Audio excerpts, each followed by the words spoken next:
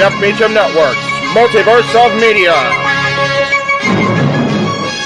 For over 15 years, the recognized symbol of excellence and the standard bearer in coverage of sports and entertainment.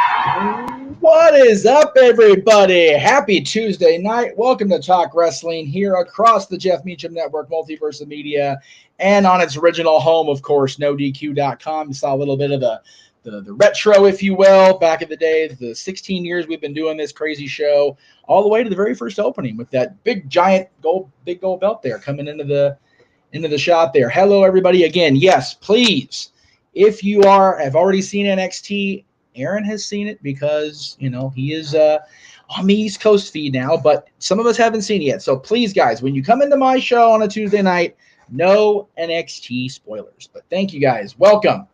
Let's see what we got here. NXT spoiler.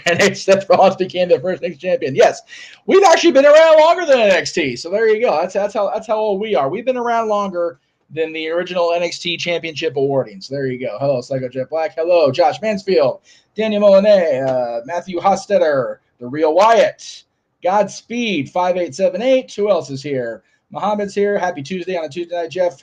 Hope you're doing well, sir. And same there with my chat. Doing very well, Matt. Mohammed, and of course, Matt's here. Matt doing great on a Tuesday. And not only am I doing great on a Tuesday, I'm doing great because in the green room, getting ready to pop in right now, the founder of NoDQ.com, the man who had the twisted brainstorm to launch this show 16 years ago, this last Sunday. Ladies and gentlemen, the boss man himself. No, not Ray Traylor. Aaron Rift. Aaron, good to see you, brother. 16 years. Again, we did this last year. We had a big, to-do. Frankie Kazarian came on. It was a whole, big thing. But I figured, I got myself on a Tuesday. It's hotter than shit in Santa Clarita, so I wanted some company, not just talk myself for an hour. Yeah, I'm here for the anniversary edition of Talk Wrestling, and it's been a busy day. I just did the No DQ review a little while ago, and then we had NXT, and spoiler alert. Yeah, spoiler. Yes. Turn it off.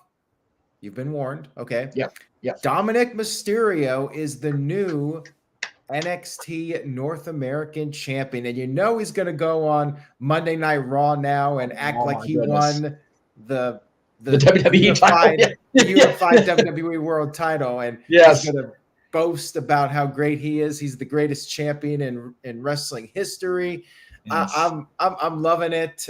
It's going to give NXT some publicity for sure and get people watching NXT. It's a great decision. I love it. Yes, definitely. Leads you to believe we're going to see Finn Balor pull it off at SummerSlam now, right? That way everybody in Judgment Day's got something to carry to the ring. Everybody needs props. Everybody needs something, right? So yeah, that would be something. And then you got that tension. And then you got that tension between Balor and Priest, knowing he's got the world title, he's got the briefcase. Good stuff. Michael saying happy 16 years. Let's see. I just wanted to mention Psycho Jet Black brought up how hard was it for me to throw you in the ocean. I did not throw you into the ocean. That was the other guy. Yeah, we keep that gets brought up every now and again. That was Mr. Nagel, not me, and then not Aaron. And it wasn't so much a heave as it was me stumbling my big clumsy ass into the ocean after he tried to heave me, is what it was. And it was a summer day like it is today, but it was down in the ocean, so it wasn't near as hot, thankfully. Much salt and sand at Jade's apartment that day afterwards. Lots of cleanup. Not as much as getting the jet black hair dye out of your hair after Rocky Horror, which ruined the bathroom. But that was quite the night too. That was poor decision making on all of our parts to let you dye your hair with that particular brand. That was just a bad idea. But it was what it was. Again, I'm glad everybody's here. Appreciate everybody coming in. There was a comment that I want to throw up that got my attention about, I think it was you, boss, but it may have been, I don't remember hating on him so much, but maybe it was both of us together. The old Talk Wrestling opening reminds me of the time how we hated on Ricky Ortiz for the rally towels. I don't remember hating on Ricky Ortiz for the rally towels. Maybe it was Was that me or was that you during the early Q&A? I don't even remember Ricky Ortiz. Isn't that crazy? Like, man, that's like a real blast from the past. Man, I recognize the name cut right there. Yeah. Like he's one of those guys that was there for like a cup of coffee and then he was gone. Who was that guy that was with Chavo Guerrero, Bam Neely or something? Bam Neely. Yeah, he was a kind of like an extended La Familia member. Like he wasn't fully in Doctrine like Hawkins and Ryder, but he was still with Chavo, so he counted, kind of, sort of. There were just these guys that randomly came into WWE and then disappeared, like Horseshoe, Aaron Aguilera, whatever the hell his name was. Man, that guy was terrible. No. Horseshoe was Luther Reigns, remember? No, that guy was even worse. Yeah. Luther Reigns almost single-handedly destroyed XMV, and I found out, I don't know if you know this, Aaron, the gentleman in the comment there, JJ, was the one that got the "you or Kurt's bitch" chant started. So really, if it wasn't for JJ, we may have been able to save that camera. It's all thanks JJ. A lot, JJ. Yeah, it's crazy how all the entirety of the multiverse converged. We didn't even know it at the time. Yeah, we were all at that. That was at the Galaxy in Santa Ana, right? Santa Ana, if that's the venue. Santa Ana or Anaheim, but I can't remember if it was at the Grove in Anaheim or the Galaxy in Santa Ana. Santa Ana sounds right. Yeah, whatever UPW was running that night, that's where we almost lost XMB forever. Okay, so apparently it was me hating on Ricky Ortiz during the ECW. Okay, ECW retrospective in 08 to 09. You got to give me a little slack there. ECW in 08 09 sucked. Yeah, it was ECW. What do you want from me on that one? Let's see what we got here. Well, again, WWECW, once December to Dismember was booked and then executed, that was a 4-year funeral procession for that brand. Yeah, it was. All right, Jeff. So since we're reflecting on 2007, looking back now, 16 years later, what was your favorite match of 2007, and what would you say was the worst match of 2007 off the top of your head? God, 2007. I got to go with Michaels and Cena from Raw. The match that went like an hour. Yeah. Yep. I would say that the worst match. It's one of those. It's the worst match for the wrong reasons, because Punk and Morrison never really could connect until that episode of ECW, like their third try or whatever. So their first two matches, the one at Night of Champions where it should have been, Chris Benoit, and then their follow-up, I think it was at SummerSlam. Those two matches were just awful.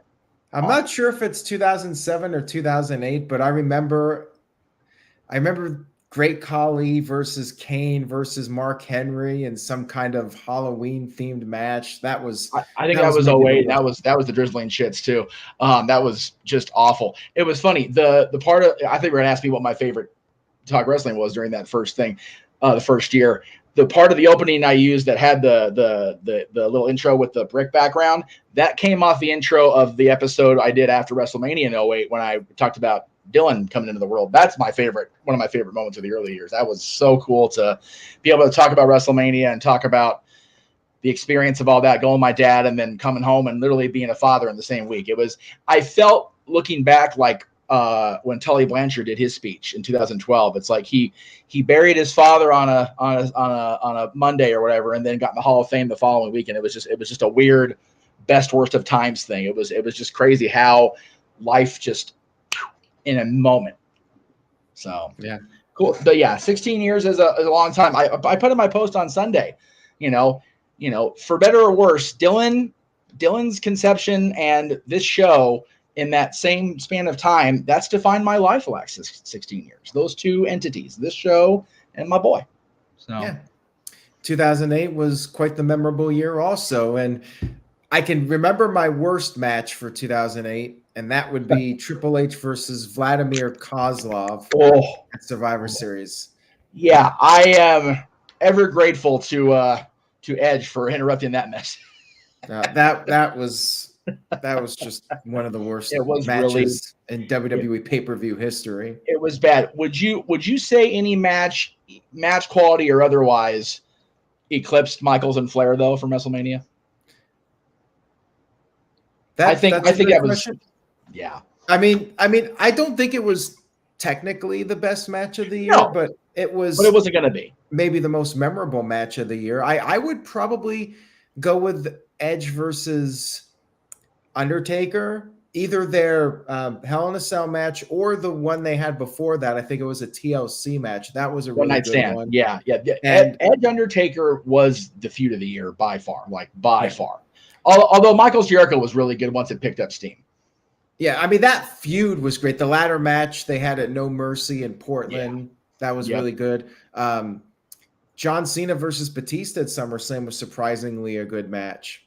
That was much better than the WrestleMania match, to be sure. That was it was unfortunately for John, you ended up taking him out until Survivor Series, but it was still a good match. Okay, you remember something about best and when we're talking about best and worst, that Chavo Guerrero Kane thing at WrestleMania was not going to be on anybody's ranking system. Like even it wasn't going to be a thing because it was going to be we need to reset, but we need to get that thing off of Chavo because it was a dead end.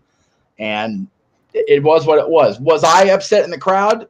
I mean, when you look back on it, I probably was, but I was so into being at WrestleMania with my dad. I even there it was. That was it. So yeah, as far as what should have been good and turned out to be absolute hot garbage, that's what we're talking about there. Yeah. Oh, but yeah, it's wonderful that we had our little hiatus from each other and after the summer of 2011, but this show, for better or worse, in any incarnation, whether it was this or After the Bell with JJ's channel, going strong. I very few things in my life have been consistent in my life for such a long period of time. Our friendship, this crazy guy, especially the last 10 months, which will be actually 10 months this Sunday. Will be my mark with the company 10, which is mind blowing too. What about you? What's been your enduring memory period over the last 16 years? I mean, as far as wrestling, because I mean, for you, it's obviously Are you talking about like WWE or just stuff with the website and the YouTube channel and whatnot? I would say I was going for the website and the YouTube channel because there's been as strong as we were when we were able to launch this show. Both of our channels have just only grown, really. So, of course, the RVD interview was a highlight. I mean, all of them were always a fun time. I tell my team the 3-parter we did up in Malibu at Rob's friend's place there with all the horror stuff and the fireplace. That's still my single greatest singular interview that I've ever done. Oh, I agree. I mean, that was fantastic. And I did enjoy the 2014 one as well, being on the roof of that building at Venice Beach. Like anything we got to do on location, it was a lot of driving, but I always enjoyed when we went to different places and had just different locations to record shows. It changed things up and kept it fresh. Yeah, that was fun because it ended up being like a full day. We did that. We did the interview at Venice Beach, and then you graciously drove Dylan and I to the train station, and he and I got to see Luke Bryan at the Hollywood Bowl that night. So it was a great day overall. I didn't say okay. I need to make something clear to Mr. Mansfield here. Okay, I'm not saving that meme. That day traumatizes us. Like, I still haven't forgiven Cardona fully, and it's not even his fault. No. He wasn't the one booking it, so it's not his fault. That was definitely up there among the most memorable moments of the past 16 years. Yes. But yeah, as far as on-camera moments, and then I put myself through a table once, and I had Riff Aronson invade my apartment, and he completely destroyed it to the point where I actually had to relocate and leave the West Coast forever because it's just terrible. Yeah, and Riff Aronson still haunts the Portland area. Like, I love Portland, but you guys got to stay away from Portland. The ghost of Riff Aronson is haunting people, and he's somewhere out there in the greater Portland region. I heard maybe he was in Hillsborough, maybe Beaverton, but he's out there somewhere and I just needed to get as far away from him as possible. So I packed all my belongings, the cats. I got all the way over to Michigan, and yeah, Riff Darrington has not resurfaced since, and hopefully never again. He is the sole reason I have not gone to visit my aunt in the Portland areas, because I am definitely afraid of anything resembling him, even remotely crossing my path. It was tragic. It was awful. Completely ransacked. I never got to see your Portland place. It was so ransacked. It was awful. It looked like a bomb hit it. I mean, it did. Looked like a war zone. It was just bad. And yeah, I saw Cardona was on the red carpet for the Cody documentary. That kind of bums me out that that's a thing, because that means that the reason for the documentary was not filming him finishing the story. That's a bummer. I'm not going to lie. Oh, and also my other favorite moment was when I had hair. That was a nice moment. Oh yeah, trust me, man. Going through pictures of stuff of getting ready for the park's anniversary yesterday. It's like, man, those pictures of me and you and me and Mickey with hair. It's like, I miss my hair. Yeah, like that video where the XMV video from 2005, and this is pre-talk wrestling, but when you got the cake in the face, like you were turning 22, and you had like that huge head of hair, man. And I had that kind of hair too, and now like neither of us can grow that kind of hair anymore. I got cake face so hard, I had to use one of those beach shower things. It wouldn't have been so bad if I wasn't doing merchandise for Jenna that night, because I was just like, it was all through my hair. Like if I had made the decision to shave my head back then, it probably wouldn't have been the worst thing. Jeff, I got a question for you. In 2007, who was your favorite internet wrestling reporter? God, I don't even remember talking about him back then. So I really, I don't. Isn't it weird how things have changed, and now in 2023, like it's and again, the only thing I have an issue with is I just wish that more people understood that everybody out there's got this good and bad that a lot of people aren't acknowledging. It's kind of freaky. I'm not going to lie. But we were actually doing Mikey's show earlier, and I got a little thing in the production room. Because we were talking about the ESPYs were on the other night, the sports awards, and they were talking about the different awards that went out. And I was at people being awarded that teams I don't like, and I was reminded, be a journalist. I'm not a journalist. I've never said I was a journalist, and if I did, I apologize for it here and now. I stopped going to school to be a journalist over 10 years ago when I moved in with JJ.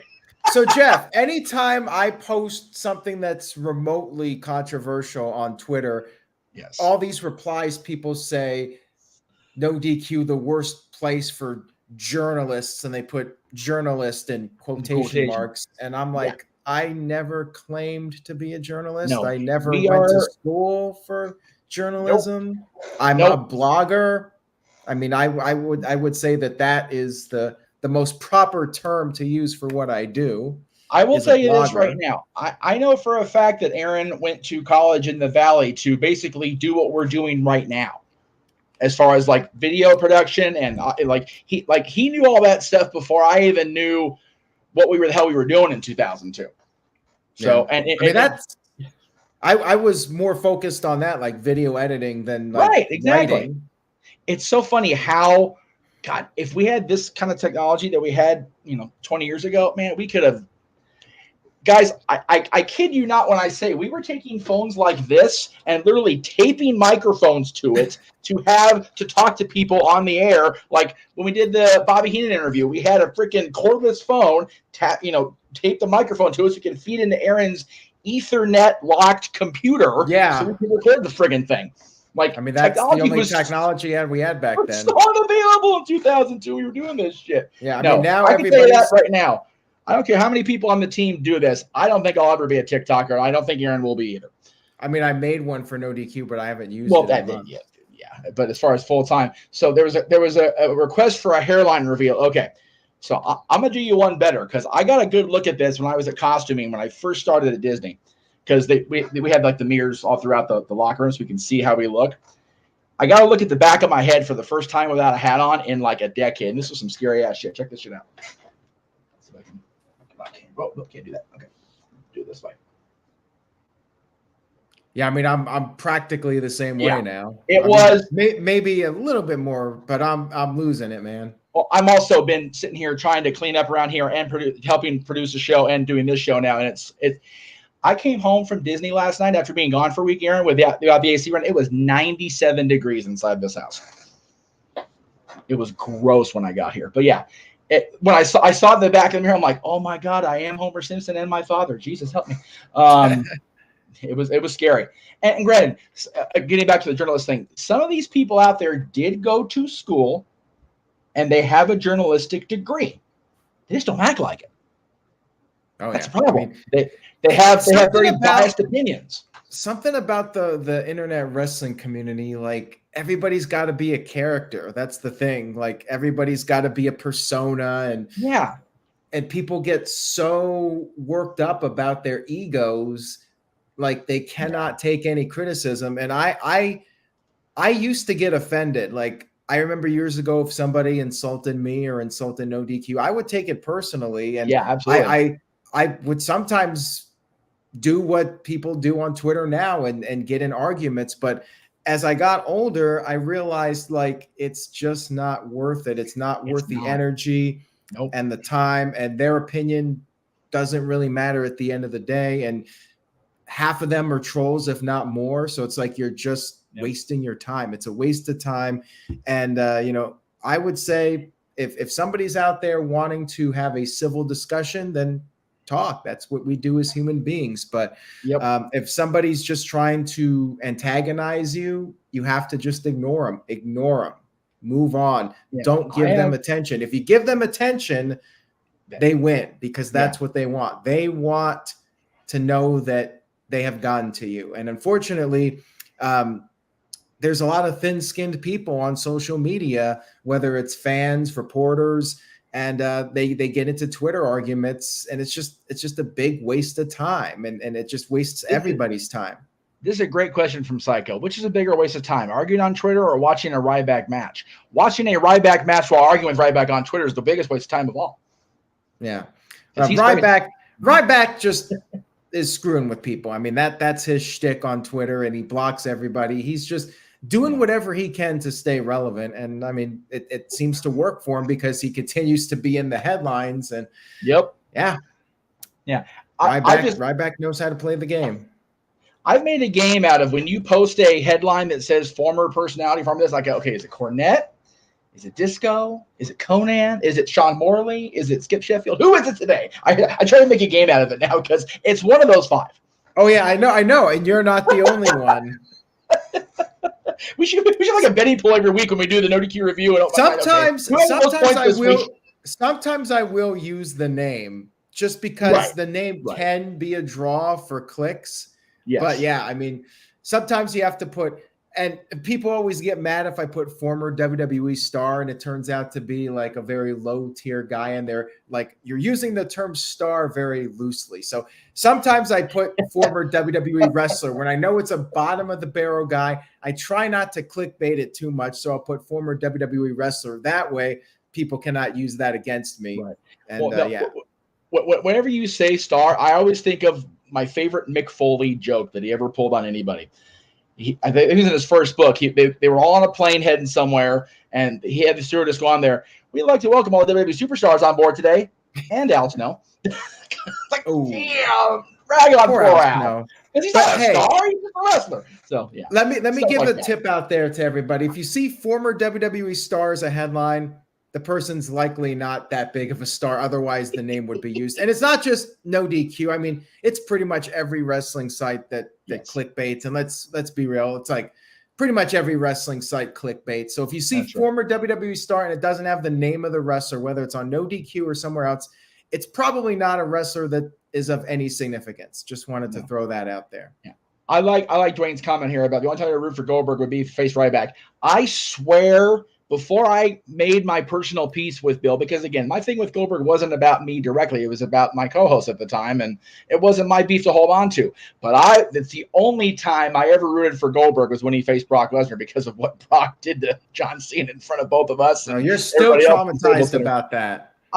Dude, like seriously, I will always be grateful to you and your person at the time and Oh, I forget our friend's name that was in the suite with me. Oh my God, I feel so bad now. Our mutual friend that I sat in the suite with him, and you were sitting in a different section. I forget who was. Brett Buchanan? No, not Brett. The redhead guy with the goatee. God, I'm gonna feel like an asshole. Ryan, thank you. I will forever be grateful to you and your person and Ryan and even the other Noah and his person for getting me out of that building, because I refused to leave. I didn't want to leave because I didn't want to not know. And you guys got me home safe and sound, because it was just ugly. It was so bad. That was one of the worst things I've ever seen live that actually didn't involve a legitimate crime. I mean, it was a crime, but what's funny now is you see John post about it. It's like it was designed to be that way, because how do you go from the guy who literally beat the streak and have a competitive match, even if you are John Cena? It's like, no, he's got to go in here and kill me. Yeah, exactly. But it just got out of hand. That's what it was. It got out of hand, unfortunately for me. Oh God, it's too funny. Times, man. Does Goldberg know who I am? I don't know if Goldberg knows who I am, and I really, at this point, it doesn't matter to me if Bill Goldberg knows who I am. I just know that when we tried to get an interview with him in between the end of WCW and before he debuted with WWE, we tried to score an interview with him, and the person that called, which was not either of us, got hung up on very rudely and abruptly, and I held that one against him, and it wasn't my beef. Without putting the comment on screen, you guys can comment if you want. I don't think we'll ever see either one of those people on screen again. I have made nice with one of them at WrestleMania this year, as a matter of fact. But I don't think it's ever going to be a thing, unfortunately. It's not from like Gurr. It's just we've all kind of moved forward, and exactly. I'm not interested in trying to reopen the old wounds if they exist, or inciting further problems. I would just rather do my thing with everybody on Tuesday nights, do my stuff on my channel. Aaron has had the benefit, and I'm not like taking credit for being an asshole and walking away for a year, but Aaron, you had the opportunity to build yourself a wonderful support system. You've got Virtue now, you've got all the people that appear on the review, and you've got your recaps down 4 times a week, and you do an amazing job at what you do, and plus the tweets, plus the news reporting. That's what you do. I do what I do. I'm trying to branch out and be not just I'm talking head for an hour on Tuesdays. I go here and work 2 times a week. I'm trying to build a brand, and with that, Jay, I don't know if I sent you the link. I meant to. Sorry about that, JJ, because he was wanting to come in too, and I totally forgot to link him. That's my bad. All right, once he's in, I'll say hi for a minute, and then I'll head out. Of course. I just got to get over there now, because now it's the computer. Yeah, I don't know if anybody else in the country has this problem, but when it gets like hot to the point where we're gonna have power outages here in Santa Clarita and in Southern California, the internet just lags, like ugly lags. You've actually been okay up to this point. Well, that's okay. Also, where he is out in Victorville now, it's like out in San Bernardino County, and that's just notoriously. But I will say this: there were so many damn people on the park's Wi-Fi, the public Wi-Fi yesterday. I'm surprised I got any pictures or any video done at all yesterday. And you can attest that, JD, because you've been around the park more recently than Aaron has. The guest Wi-Fi. I love you, boss. I love everybody at Disney, but my God, that guest Wi-Fi, when there's that many people in that park, holy shit, it's bad. That park Wi-Fi is more of a hot mess than Chelsea Green. That's fair. Hey, by the way, I have not been on screen since that happened. Congrats to Chelsea and Sonia. I am happy for them personally. I've known Chelsea. It pains us to say it because she's married to Zack Ryder. Freaking Cardona. That's right. But again, not Cardona's fault. So I will kick you right back off here. I don't care. Right. I like that John Lennon shirt, though, so you cannot kick him off for that alone. That's fair. Oh, do you want to let him know about the show, even though he's not a dad and always in wrestling? Go for it.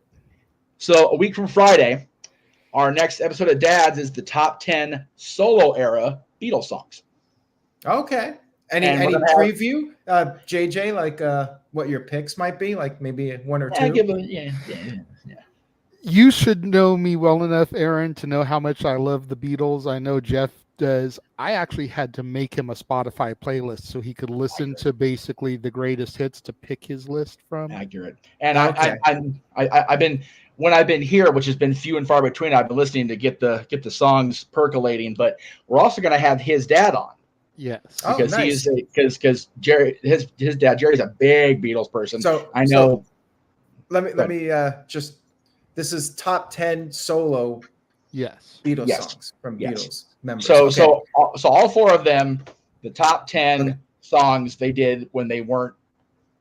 Okay, well, actually part of the Beatles, basically. I mean, right? Imagine, I think, would be on a lot of people's list at the top. So it's hard to top that one. I'm thinking of a lot of Paul McCartney songs. Like, he's had so many good ones.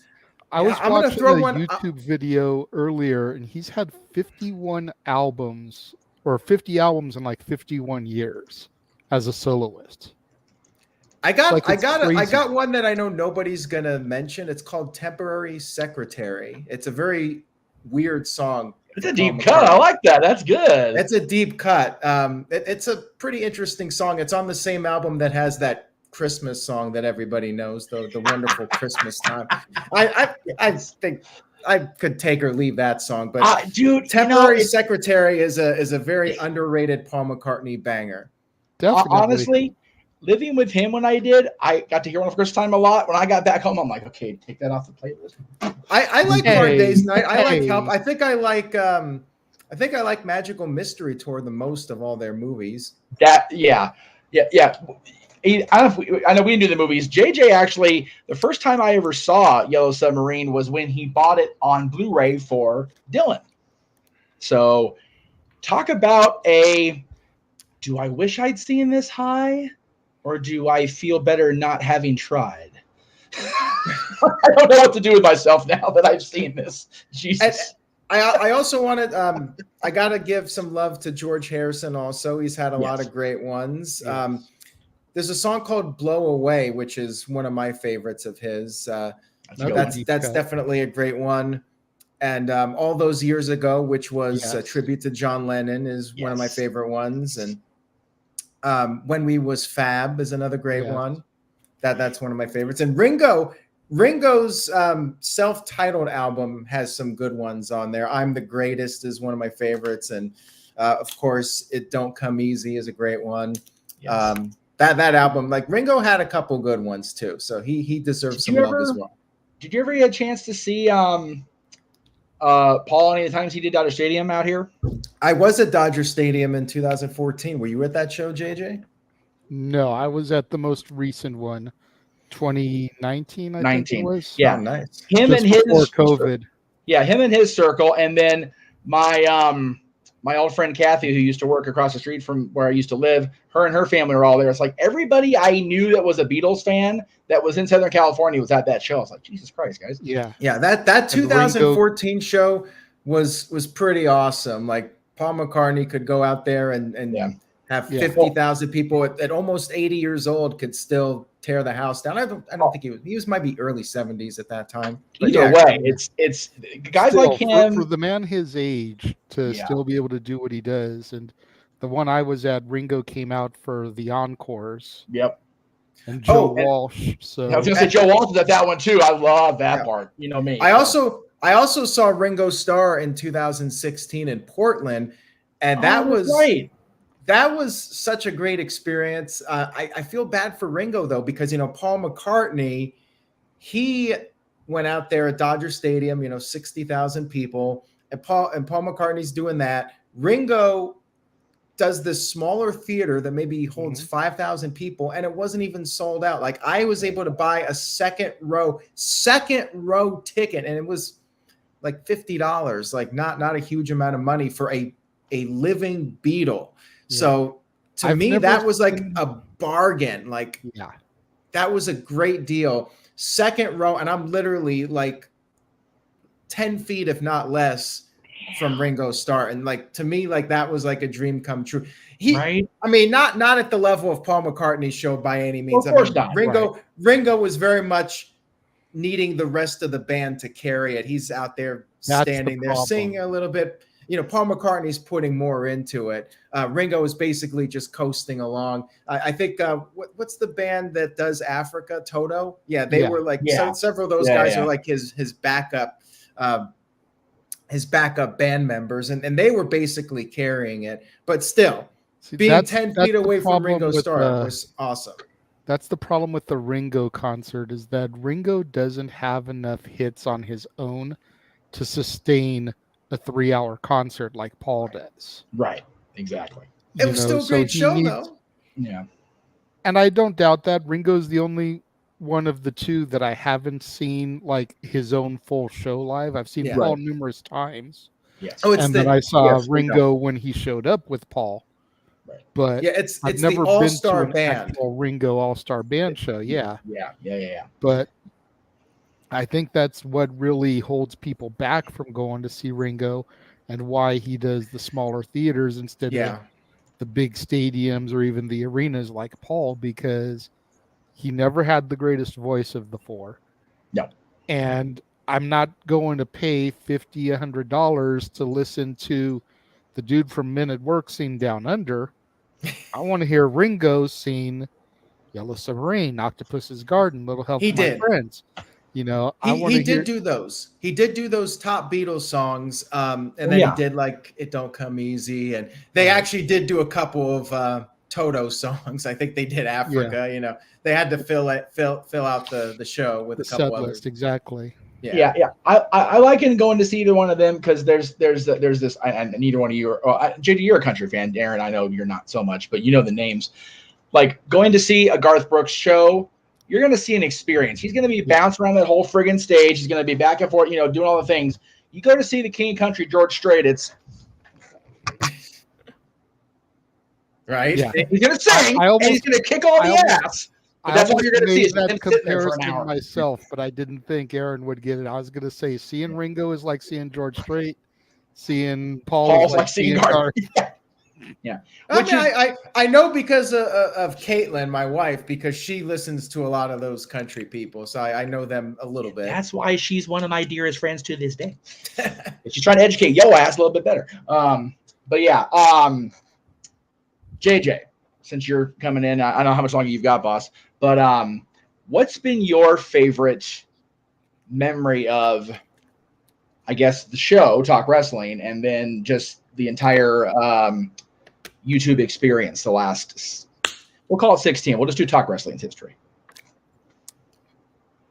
As far as Talk Wrestling goes, and maybe it's a little bit biased, but my favorite Talk Wrestling is the first in HD, the Bob's Big Boy post SummerSlam. You were there, yeah. I was there for that. You know, dined and dashed.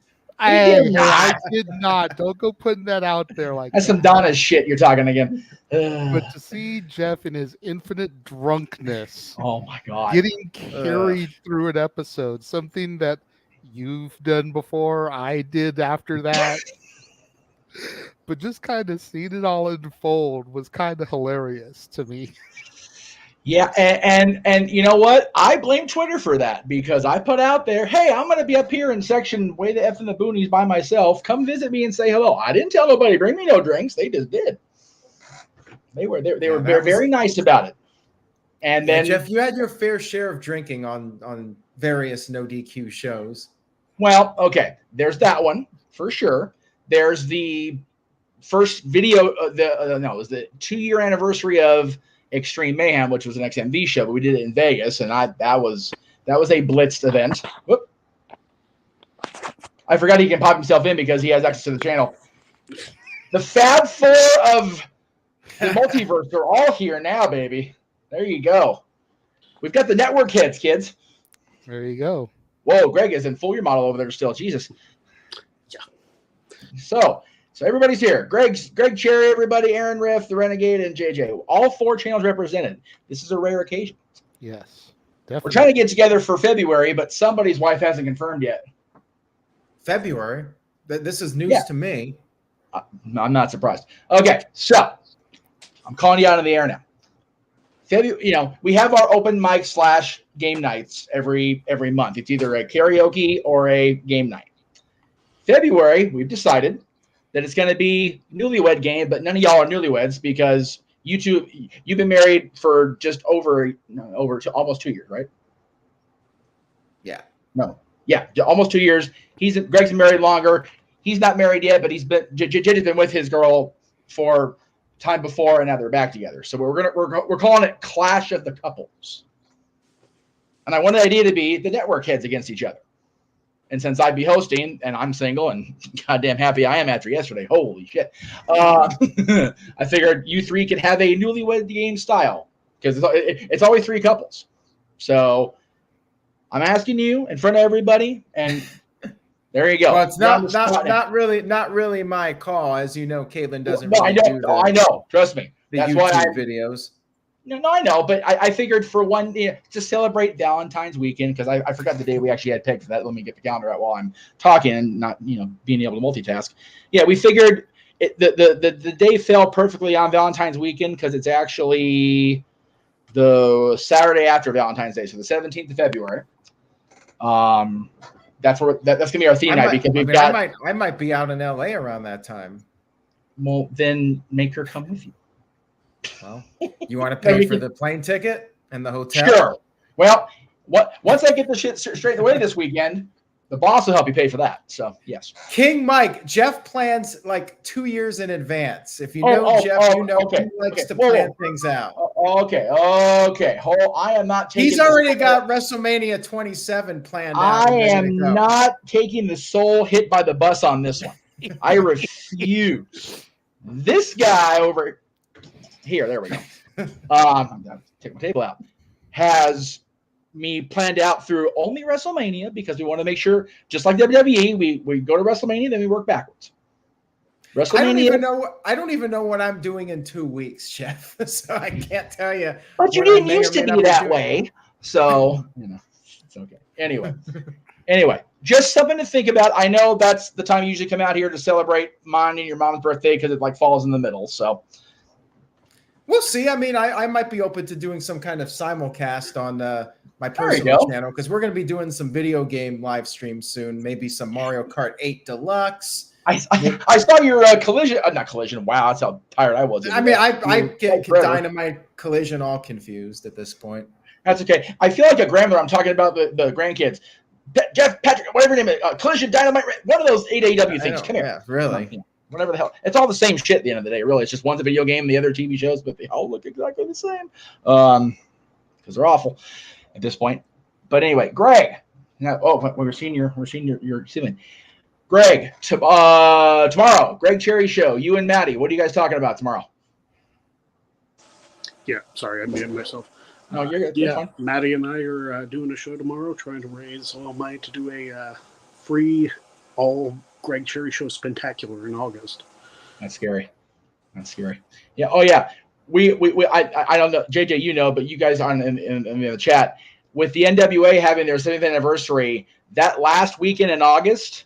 We're gonna have one watch along on Saturday, the 2 watch along Sunday for All In the morning for us because the Brits hate us, and then the Impact show that night, and then we're going to do a recap of NWA 75 Night 2 after the Impact pay-per-view. So Noah Foster, we determined, is going to sleep roughly the day after WrestleMania is when he's going to finally get some rest. We love him for that. The answer is because my wife is sleeping. Yeah, I mean, that's fair. That's pretty late. It's normally past my bedtime at this point. But we love that Aaron is still here, and we love that Greg popped in because like I said, last year was a 15. It was a milestone. We had Frankie on. We had a few people on. It was an awesome thing. The other day on the Greg Cherry Saturday Spectacular, we had some awesome people on. So figured we just go ahead and get the love out there on the Tuesday. And after the Monday I wanted some positive people around me, and I love you guys. So Jeff, is this going to be an annual thing now? You're just going to do like WrestleMania Talk Wrestling every year is going to be a big event on the anniversary? Why not? I mean, it's one of those. If there's not a major premium or pay-per-view event that weekend, might as well do something big just to kind of keep the flow going. Because although we do have we have a decent couple of cards this week because we've got where'd it go? There it is. Got Blood and Guts tomorrow, which the Greg Cherry Show is going to be the official Jeff Meacham Network pre-show now for Blood and Guts because it's right before Dynamite. And then Friday is Death for Dishonor, which they added like 45 matches to that card over the weekend while I was gone. So that'll be a thing on Friday after the Greg Cherry show lead into Blood and Guts. And then there it is, Death for Dishonor. This thing is lagging like a bitch. So, yeah, good stuff coming up this weekend. Well, why are we asking, sir? Aaron, you want to say something? I talked over you. Oh, I was just going to comment on Psycho Jet Black. Like, how did we meet Greg Cherry? Greg, you were watching XMV back in the day, correct? That's true. Yeah, back in like 2003, 2004 time frame. Didn't you make like a fake woman account to comment on the videos? Okay. Are you talking about Colleen? Because no. Yeah. No, that was not me. I have no idea who it was. Really? Yeah, I thought that was you. I was under the impression this entire time that was you under a fake account. No, because we did actually, like, I think we vocally spoke with her at one point. It was just, and I was on the phone with Greg, so I knew it could have been her. I'm not convinced that was a real person. I'm like that woman fair. On the airplane. Like, I don't think that Colleen was real. They had AI before AI had AI. It very well could have been a catfish, but that's what I was thinking. I'm sorry, Greg, because I blamed you all these years, and I guess you're it's funny too, because like Josh Tariff thought I catfished him, and I've never done that to anybody because, quite frankly, I don't give a shit enough to. So. Right. Well, I mean, it's Josh. I mean, why would you bother with Josh? Exactly. Hey, you know what? We're bringing everybody else up. Why not bring up Josh too? Where's my logo? There's my logo. There it is. Okay. Anyway, all this time you finally get your logo up. I just forgot because I was so like, hey, everybody's here. Yeah, I'm all happy kitty guy. So you've got. Let's see. I'm trying to think here. You're still doing. I don't know if I put the graphic in there. If I didn't, forgive me. I did. Look at me. I'm proud of myself. So JJ this month, for those of you that hadn't been watching, first of all, shame on you for not watching because we're already halfway through the month. JJ is covering 31 days of the post-2000 Disney animated studio movies on Renegades Reviews. What was yesterday and today, sir? Yesterday was nothing. I had put up about the cancellation due to circumstances beyond my control. I forgot about that. So today was a double feature to make up. It was Meet the Robinsons and Bolt. Meet the Robinsons, I think, gets more love now than it did. Bolt still kind of gets shit on, I think. And I think it's better than people give it credit for, personally. Then don't watch my review. Well, because I crap on it. I thought it was garbage. You didn't hear that. And then tomorrow, honestly, what I attributed to, and I'll go ahead and spoil this since I know most of the audience here doesn't watch my videos. I think it was just a lot due to Miley overload. That's Hannah Montana was so huge at the time that came out, and here she was, one of the lead voices in this animated film, and it's just like enough of her already. Right, that's fair. John, okay. I don't remember that comment cycle, but okay, sure. So that'll be in the usual 6 p.m. Eastern, 3 o'clock Pacific. Tomorrow is going to be tomorrow's Princess and the Frog. Ooh, there we go. There's a good one. Start to get out of the second dark ages, if you will. Yeah. And start to get back into, Princess and the Frog, Tangled, Wreck-It Ralph, Frozen. All those are starting to come now. So, here you go. Full disclosure for people I've told the private chat about. I knew something was wrong yesterday because one of the friends I'm having trouble with, she hates Frozen for no particular reason. I'm like, okay, that's enough of you. That's enough of you in my life. Thank you very much. So after JJ's review of Princess and the Frog, you can tune in at 7 o'clock Eastern, 4 Pacific on my channel and Greg's channel for the Greg Cherry Show with him and Maddie Laws, talking about trying to raise that money to get that Spintacular off and running. And then after that at 8 o'clock Eastern, 5 Pacific with JJ at the button, right, sir? Yep. Cool. Blood and Guts will be the main event, obviously, because they're not going to have 2 hours of a Blood and Guts match because TBS probably wouldn't like that very much. But AEW Dynamite, and then Aaron will be on with his recap right after that. So you get everybody in this room, and I'll try to pop in during Blood and Guts because I'll be at Disney, but, it can't be all Disney magic all day. I will say this, for the Spintacular, for those who don't watch the Greg Cherry Show on a regular basis, if we raise this amount of money, I'm going to do a full show of nothing but wheel spins, no donations needed. So there you go. If we do that, Like if you've never seen it, I do wrestler entrances, I do karaoke, I do exercise, I do a whole bunch of different stuff just for spinning the wheel. So if you want to go check that out, go subscribe to the Greg Cherry brand. If you're watching on the Jeff Meacham Network, you'll see it there too. Greg Cherry Show, 7 p.m. Eastern. The wrestling entrances are always very entertaining, so it's worth it. Yes. Jeff, yes, you know yes, it's monumental. Virtue is in the chat room. Oh, I know. I saw him earlier. He made a comment about one of the people we were talking about. I didn't want to highlight that comment, but I will highlight this one because that one's funnier than hell. I usually don't do TV shows for you. Should thank you. You should.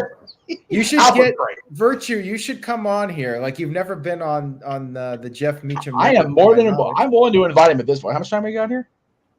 I don't think he will, but I mean, it is damn near 11 o'clock for him too. But I'll send the link if you guys are serious. You know what? Hell, I'll put in the ODQ chat. Everybody can come in and party. Whatever. I don't care.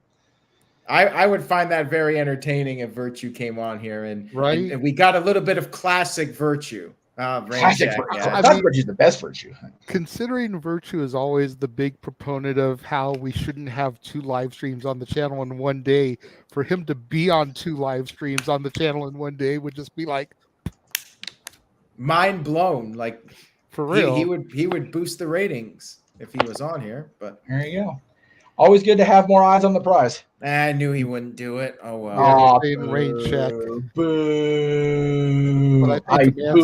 Boo this man. Well, I guess on that note, I'm heading to bed. Then I was willing to stay up. Oh, he's SpongeBobbing us, Jay. He's SpongeBobbing us. Some excitement, but it's all good. Greg, great to see you, and JJ, great as always. Yeah. And you know what?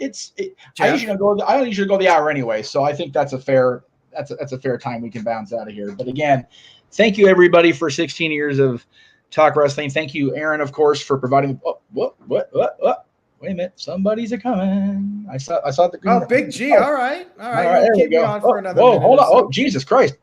All of a sudden, it's a freaking invasion. Hey, Big G. What have you the link in the chat, dude? What did you? I forgot. I forgot I did that already. Big G. What have you been up to this evening? There we go. Watching Rush Hour and Rush Hour 2. Yes. What were you doing at 7 p.m. Eastern? I was on the No DQ review. Oh, I was too. He was because he popped in the Staff Boy Sports Bar chat after we were done on that show. So and that's how we knew the review was over. Big G. Right. Big G's here. We got the Hulk Hogan hater here, Josh Mansfield. Yeah, this for goodness sakes, Rift. No, not for goodness sakes. He's right. Shame this man in the bottom left. Insert Aaron's bald head Zack Ryder meme here. I think Hulk Hogan has done nothing for this business. I think you're the baldest of the three of us between me, Aaron, and you, Josh. So shush. You want to take off your hat again and say that again? Yeah, well, you're the one showing the buzz cut on television, on video. Not my problem. Rag on the Hulkster. Keep going, brother. Hey, I'm being quiet. I'm being good. Yeah, you are being good. Yeah, anyway. Because the internet Greg, wrestling community basically decimated you. Well, yeah, on back-to-back streams at that. That was a good time for all. I had fun with that. I'm not gonna lie. Freaking Big G's over here trying to. You got more hate than Brad Shepard and Steve from Ringside News combined. Oh, okay. You know what? It's my show. I'm taking the one for the night. Fuck that guy. Yes. Steve from Ringside News seriously can go screw himself. That guy's a mega douche.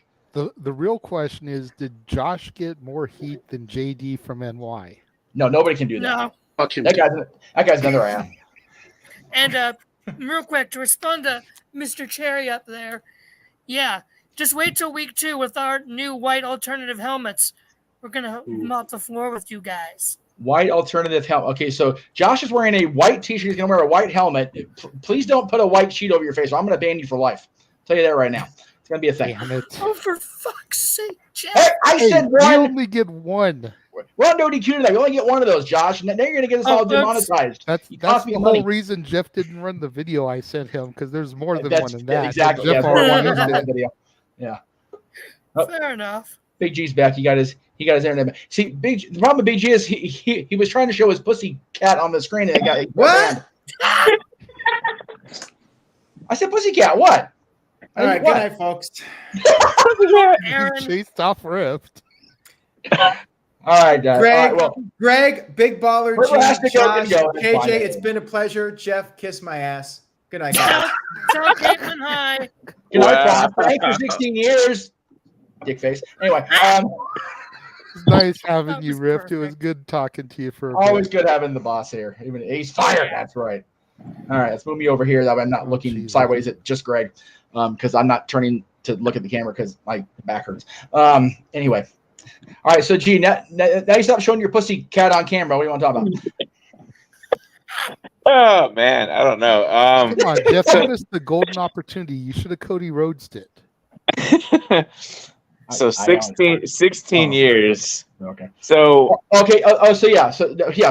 There we go. Thank you, G, for that. For the new people in here, favorite memory of the YouTube shows, be it mine, be it whatever on Aaron's or anybody that of the last 16 years. And G was talking, so we'll go ahead and let him continue since I cut him off.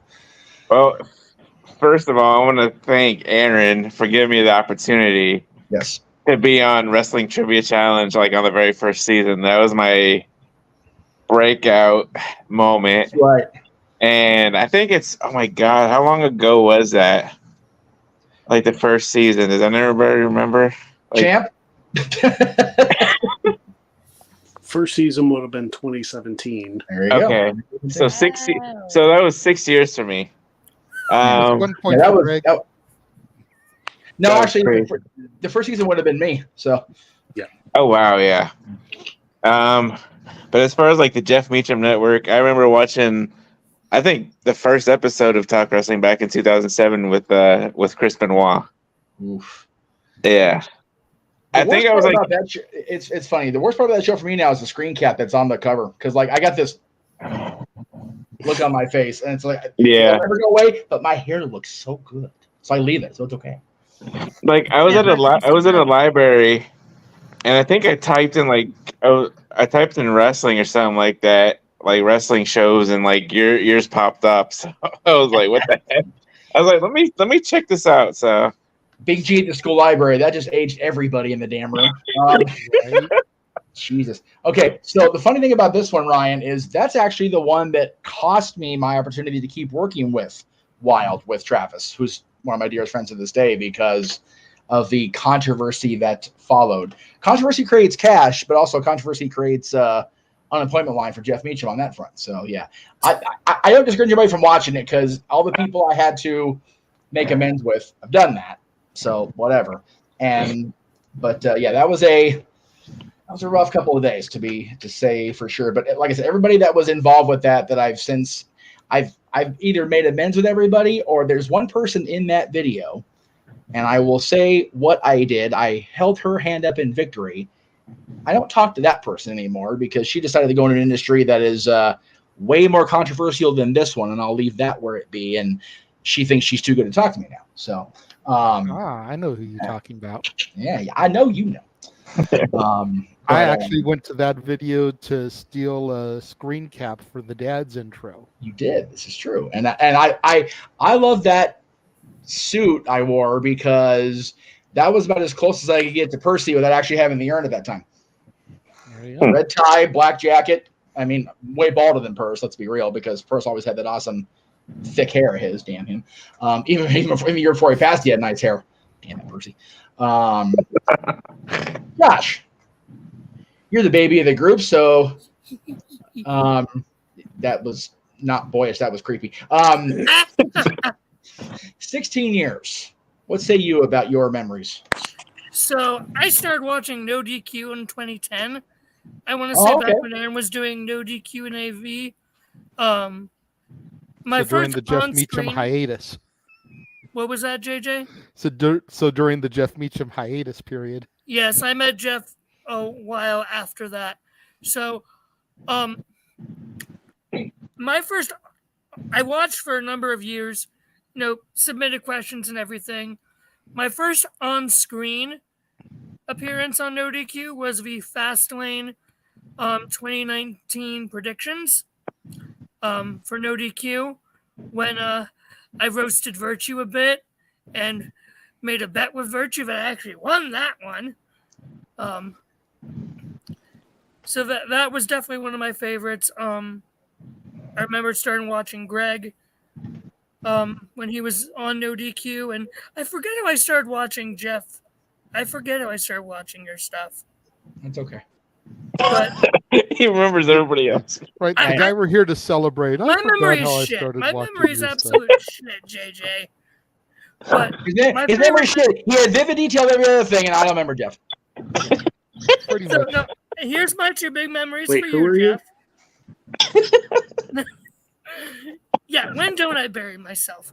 Now, my two big memories for you, Jeff, of my favorites are WrestleMania, not was WrestleMania 38, I believe. Dallas, WrestleMania 38 when I made you cry like a baby. And then, of course, the first, fuck Bill Belichick. Absolutely. That's we like only get one. Hang on, where's my phone? I know I said it. That Lord. Yes. Josh, you're on timeout for 5 minutes. Sit in the green room. Anyway, all right, that's enough of your shit for the day. Okay. Anyway, sit in the green room. You think about what you did, young man. You and your potty mouth. Lord have mercy. I got good Catholic boy swearing on my show all the time. Damn it. That's a good question. Know he was an avid churchgoer. That's right. Churchgoers dropping F-bombs every freaking week on my channel because he can get away with it. We're not on just my channel. I actually just reconnected with Jexy recently on what was it, Instagram. It was one of those. I think it was because she was training to be a worker, and it just kind of fell off of doing it. And she was on the first No DQ review. So was Vito. Vito pops in from time to time when he's not busy. Him and Virtue and Aaron ragging on each other on social media. So anybody is welcome to pop in. So it's all good. I love it. I'm here for it. Santa Jeff was wonderful times. I need to find a way to get that suit put back together and actually do that if it's not ungodly effing hot like it is right now. It was because it's damn hot. No, you get 5 minutes on timeout. You sit your ass there quiet and you think about it, Mansfield. You don't get to respond to Virtue. Virtue can comment all he wants for the 5 minutes, and you got to sit there and watch it go up the scroll. Potty mouth. And then when you come back, you can't tell Jeff to go back to that comment so you can address it. That's right. I'm not going to. I'm going to purposely. You know what? I'm going to delete it just because of that now. Oh my God. I love you guys so much. But no, yes, it was because of Al stuff. That's what I figured it was, because you got to remember, I wasn't doing the No DQ review a whole lot when it first debuted. I was on the early ones because I was okay. That explains it. There you go. So that was why. Yeah, she is a nice person, and I'm glad I got to reconnect with her. But it was kind of one of those. It's always been, well, not always been, because the last days of XMV we had a good mix of both genders, but for the most part, it's been a guys club on these shows. So it was good to have a mix at the time. It just didn't work out long term. And you know what? It's not open mic night, but to be fair, this weekend's going to be Pyramids, so we're going to probably get our shits and giggles in the first hour, just during the game show. Good question for the top row. Although we are going to be trying to get $100 worth of super chats between tomorrow, Friday, and Saturday to make Noah do some more wrestling themed karaoke. We just can't play the video that I sent Jeff because there's multiple F-bombs and we've already used more than one tonight. We will post that on Twitter after tonight's episode, and we will definitely air that for everybody to see on the Twitter over at _Jeff Meacham. JJ and Greg, top row, and Big G can answer too, because Psycho didn't want to ask you because he apparently doesn't like you very much. What are your thoughts on Bray Wyatt, Greg? Oh, yeah, go ahead. Yeah, but you want timeout too. I wish he'd wrestle more, if he was healthy. Jeez. But he had one televised match since coming back, right, last year. Yeah, and that's it. And it was for like 3 minutes.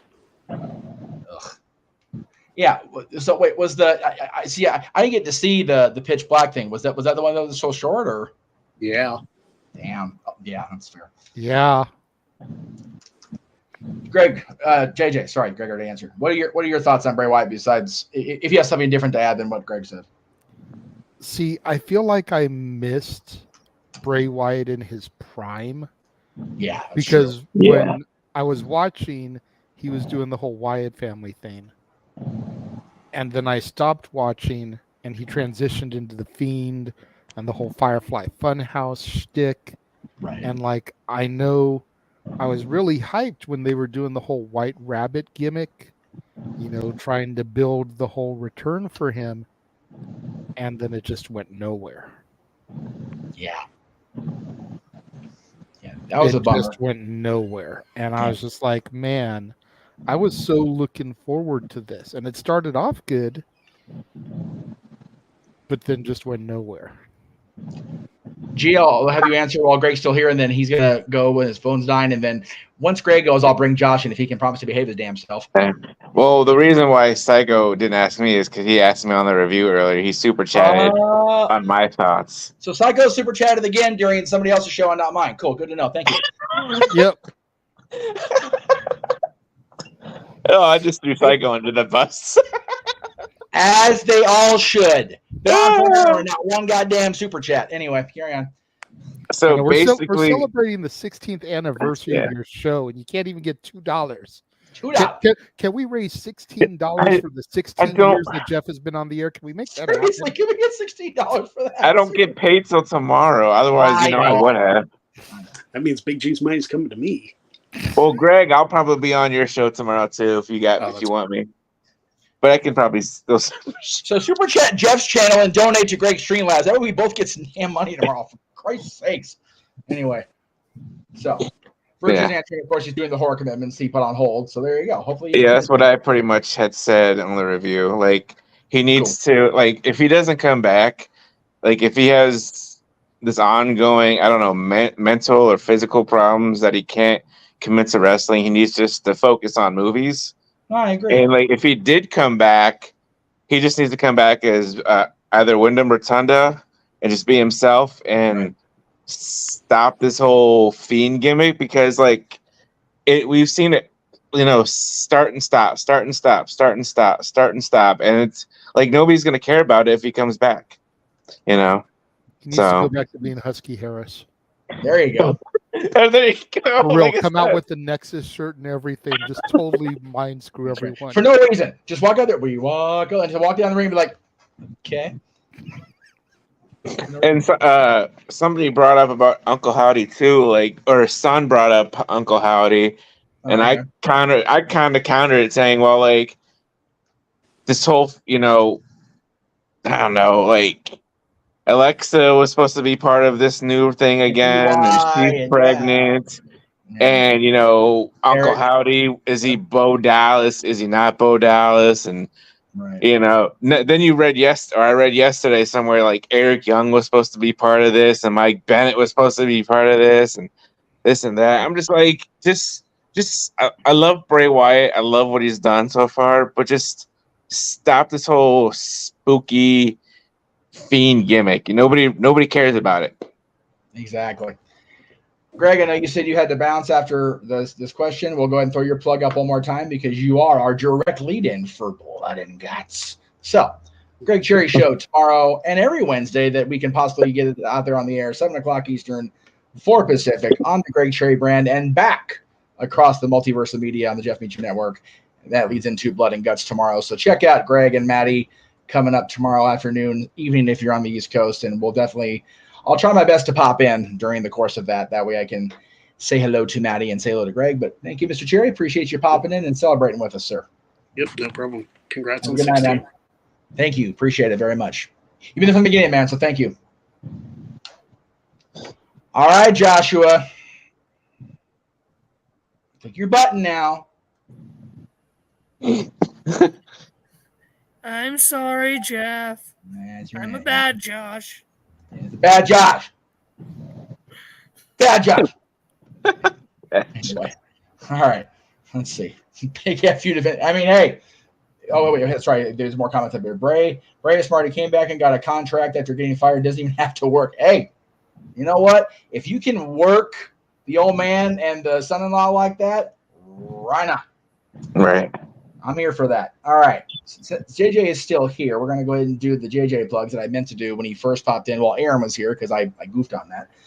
You have two, my friend, polls out there, one in the general community and one in the members community. Is that correct? Yes, that is All right. correct. So here we go. Do y'all thing, brother.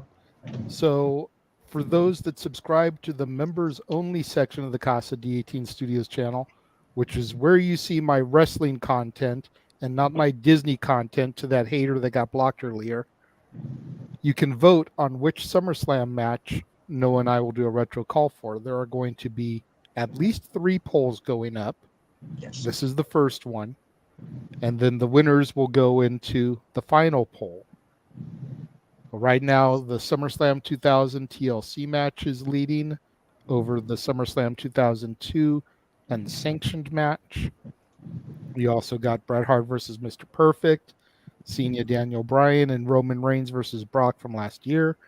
And then over in the everybody side of things, you can vote on which theme you would like to see in next year's Renegades Reviews lineup. Franchises like Jurassic Park World, the Rocky Creed series, Harry Potter, etc. Music biopics like La Bamba, Selena, The Doors, Walk the Line, Rocket Man, Bohemian Rhapsody.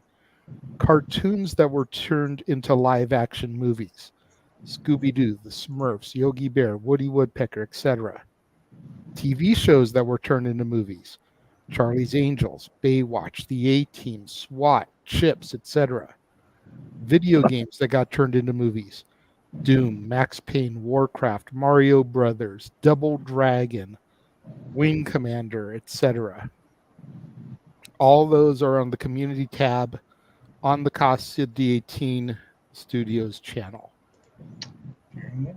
All right, let me get back to the thing here because it's lagging. There we go. Cool. And King Mike, I get not everyone is a Disney fan, but my main shtick is movie reviews. Yes. So if you want wrestling content, then you got to subscribe to the members only section to get the exclusive wrestling content. And I realize today's talk wrestling. It's primarily a wrestling show, talk wrestling, but it is the anniversary, so I'm going with it. We're just gonna go till we all get tired. It's all good. So I'm good with that. Mm-hmm. Well, you know, my body's so used to being up to like 7 o'clock in the morning now. Right? That dreaded fast food third shift's a mucker feather, isn't it, dude? Yeah. Oh my god. Oh my god, I hate it. I mean, you happen to also work at Greg's favorite place, which I is do. interesting. Yes. So the reason Virtue gets his stuff read on here is 2 things. 1, he's the moderator of the Q Review, and I will put up whatever I want to put up because I am a fan of Virtue. And number 2, he doesn't have to super chat because he's not always in the comments on here like the rest of you are that don't super chat every goddamn Tuesday. When I get snarky, I'll get snarky. I don't give a shit tonight. Okay. I already put Mansfield on timeout. I'll put all y'all. I will time out the world. I am the great and powerful Jeff Meacham, right, JJ? Chat room, we are getting drunk, Jeff, and he ain't even drunk right now. No, the bottle's sitting right here if y'all want drunk Jeff. I got no problem pouring a glass. I'm good. JJ, this isn't drunk Jeff. This is Vince McMahon Jeff. That's right. No. Now it is. This is drunk Jeff. Trust me, you haven't been around drunk Jeff enough. I'm gonna kill my creation. That's Vince McMahon, Jeff. And then again, since we can't show the video, but when Noah did his ATW View / Wrestling Roundup video this past weekend live, oh no! I threw out there in the comments section for his panel. Yeah. What wrestling theme song would you like to see Noah do karaoke to? And then we'll try to make it happen on an episode of Open Mic Night. We had Rob Conway's Just Look at Me suggested. Oh my god. Oh. We had Bianca Belair's themes suggested. We had Jillian Hall's theme suggested. Oh Lord. Teddy Long, the coach.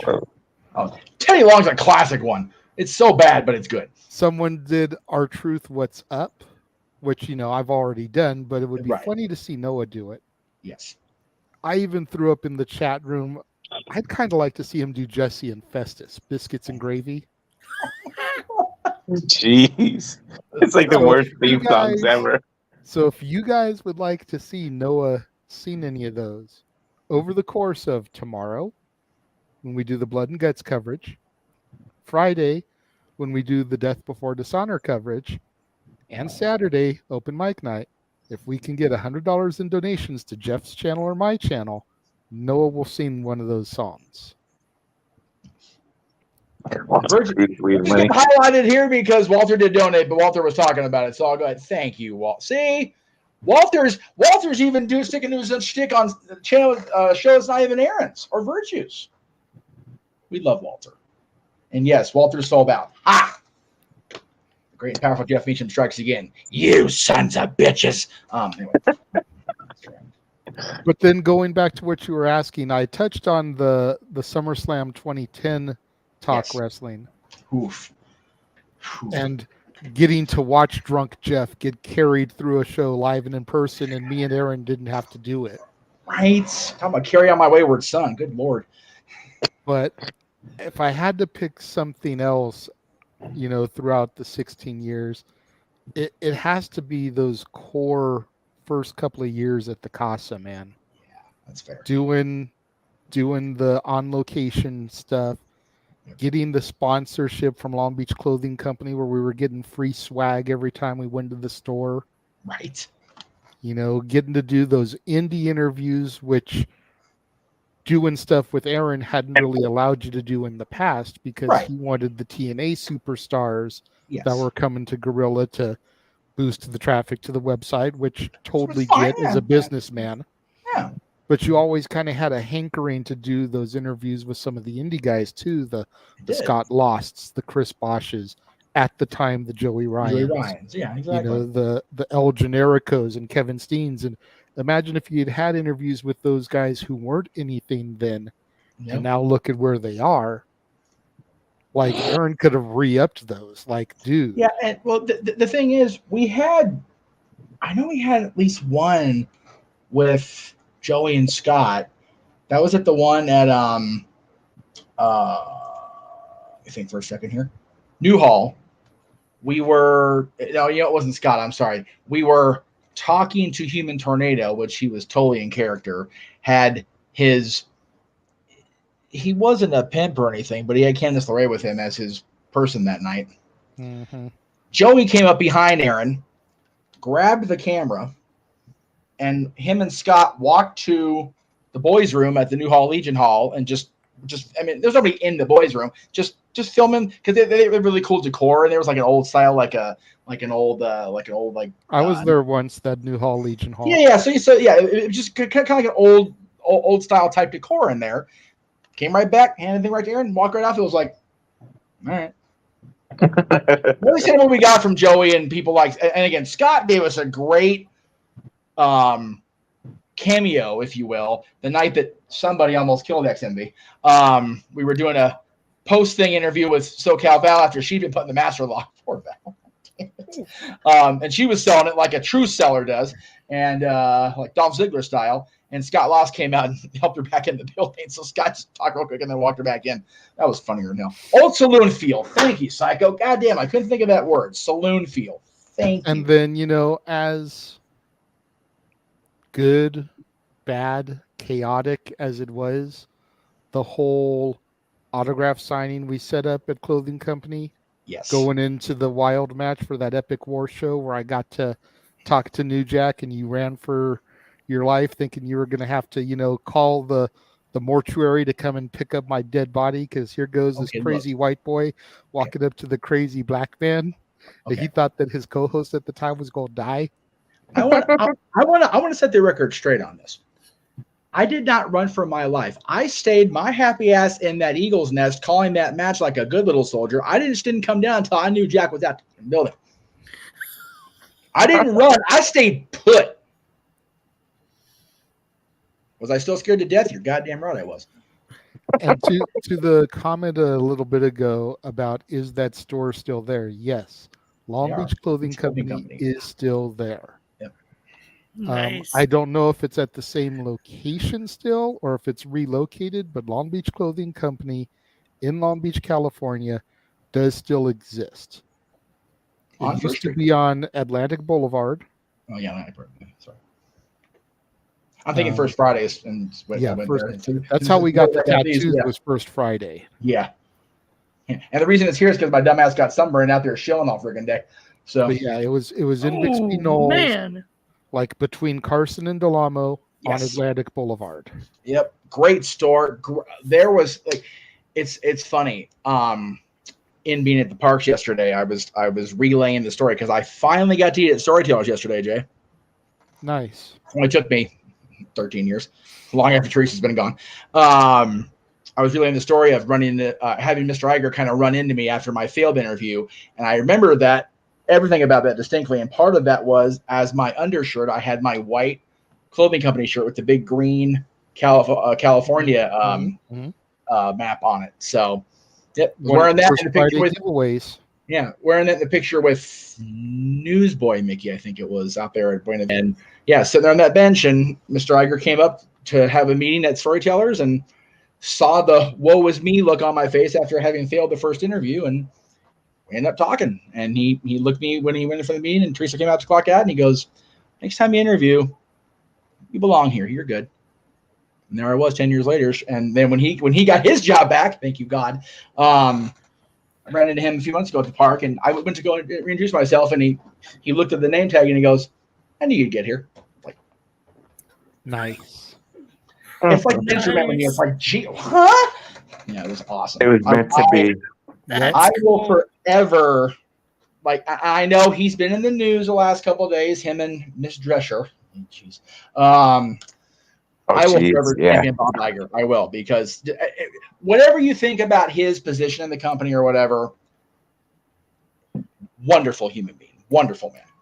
And you can ask for a boss of Disney to be more nice and more personable. Compared to the guy that succeeded him and then subsequently said bye-bye, Bob Iger is... I wish there hadn't been a gap in his 10 years. And to be fair, he had to succeed Michael Eisner, which was not a easy thing to do with everything. Okay, so for the record, for everybody coming in late, yes, this is a wrestling show primarily, but it is the anniversary of Talk Wrestling. It's my 16th anniversary doing this show, so we're just kind of going for it. It's an all topics allowed. Yeah, I thought it had been changed anyways to Talk Wrestling or anything with Jeff Meacham, and I could swear we're talking about anything, but it was briefly, but the whole anything didn't really work, because when I did say anything, people would always ask me wrestling questions. Like, I'll go back to it. Now they're, whoops, you guys are never satisfied. For real. I'm not gonna say that. You never super chat. Anyway, you always satisfy us, Jeff. You do a good job of this. Thank you, Josh. You're almost doing it for 16 years. That's right. Hey, if any guy can satisfy their audience for 16 years, they're doing something right. Hello, how you doing? A little respect around here, huh? A little respect. There we go. Now you get where I was going with that. Jesus. Can we shoot fight? I don't want to shoot fight. I'm a lover, not a fighter, real Wyatt. I mean, I just got work done on my prosthetic today, but I'll take it off and. And you know what though? It's funny that you said that as Josh is talking over you. Sorry. You should be. Courtney. Me too. Damn it. You're batting zero, Mansfield. So I actually got to talk to Corey last time they were out here in California about that, and he apparently knew and tried to make it not be a thing. And he was, of course, vetoed because he's not the boss. But he didn't apologize, because he's not going to apologize. But he was like, I thought that was not the best thing of them to do. And it's kind of one of those, I just go for it and I do what I'm told. I'm like, dude, you're good. You're a paid employee. I understand. So wasn't gravy. And you know what? It's so not the same show now, because he's got that Irish pug co-host of his now. So it's like, whatever. After the Bell was always Jeff Meacham, not Jeff Meacham and. Just like Talk Wrestling for the most part has been Jeff Meacham, not Jeff Meacham and. So they can call it whatever they want. That's not entirely true. There were a few after the Bells that at least had Peanut Gallery yes. through the show. So there may not always been someone sitting next to you. No, okay. So on camera, the way we did things in the Casa, there was always Peanut Gallery overflow on everybody's show.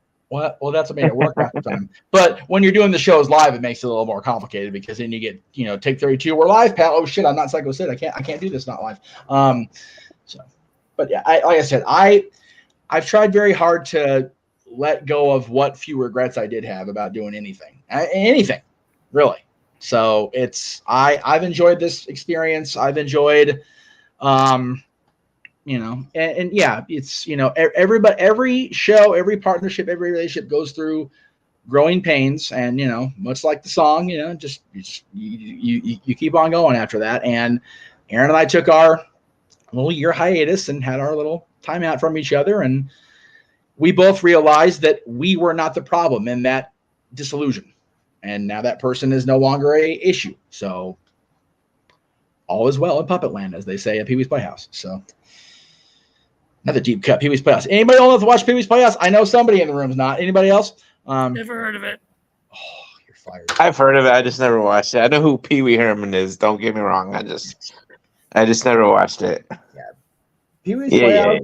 Pee-wee's Playhouse was good to watch as a kid, and then watching it back as an adult, it's like, man, this show was not for kids at all. Nope.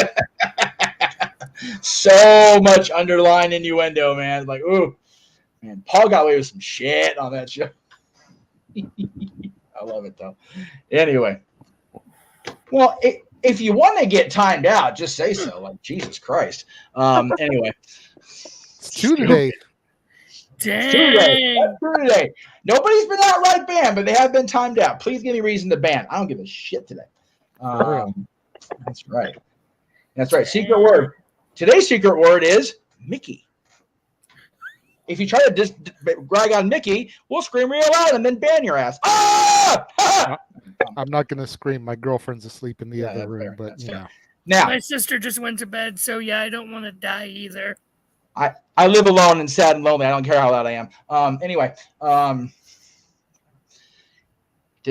know you know, but I'll ask the bottom row. You might know because you've been at Disney World recently-ish, G. Yes. Anybody know Paul Rubens' connection to an in-park attraction? And that character is still in the parks now in a different role. Is it in Hollywood Studios?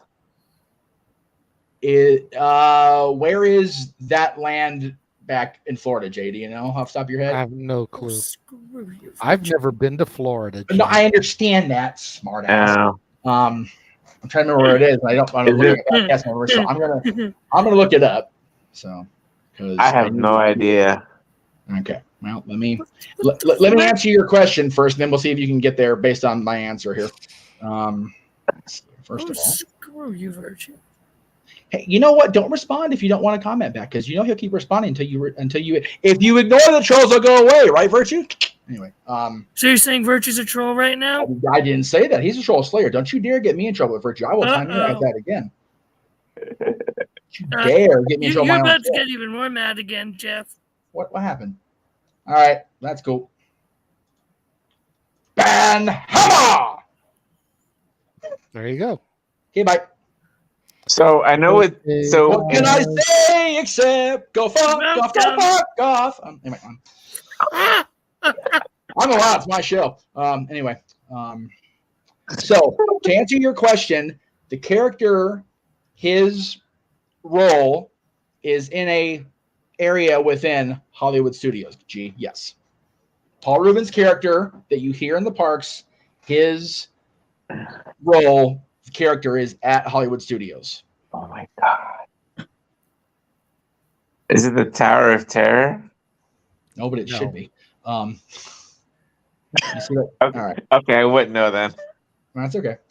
So, Paul Rubens is the voice on Star Tours of the original Captain Rex, who is now DJ Rex in Oga's Cantina and Galaxy's Edge. That's interesting. So maybe I didn't put two and two together. And again, like I got accused this morning by ruining the magic this afternoon during Stepway Sports Bar, I'm gonna ruin more of the magic. So get ready, everybody. Here we go.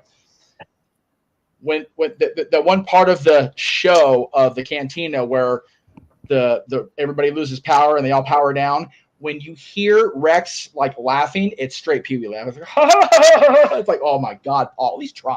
least try not to laugh like Pee Wee. But yeah. Anyway, he has been that voice for God. When did Star Wars open? 86, I think it was. Yeah, he's been the voice the entire time. Yeah, something like that. I remember because they had that awful Mickey voice that was one of the official voices. Star Wars is open. It's like, you stop. No. That would be awesome, Psycho Jet Black. That would be awesome. Does the Cantina have an image? You know what? They should. That is a great cut. I am so glad somebody besides you or me brought up the holiday special. That made my night.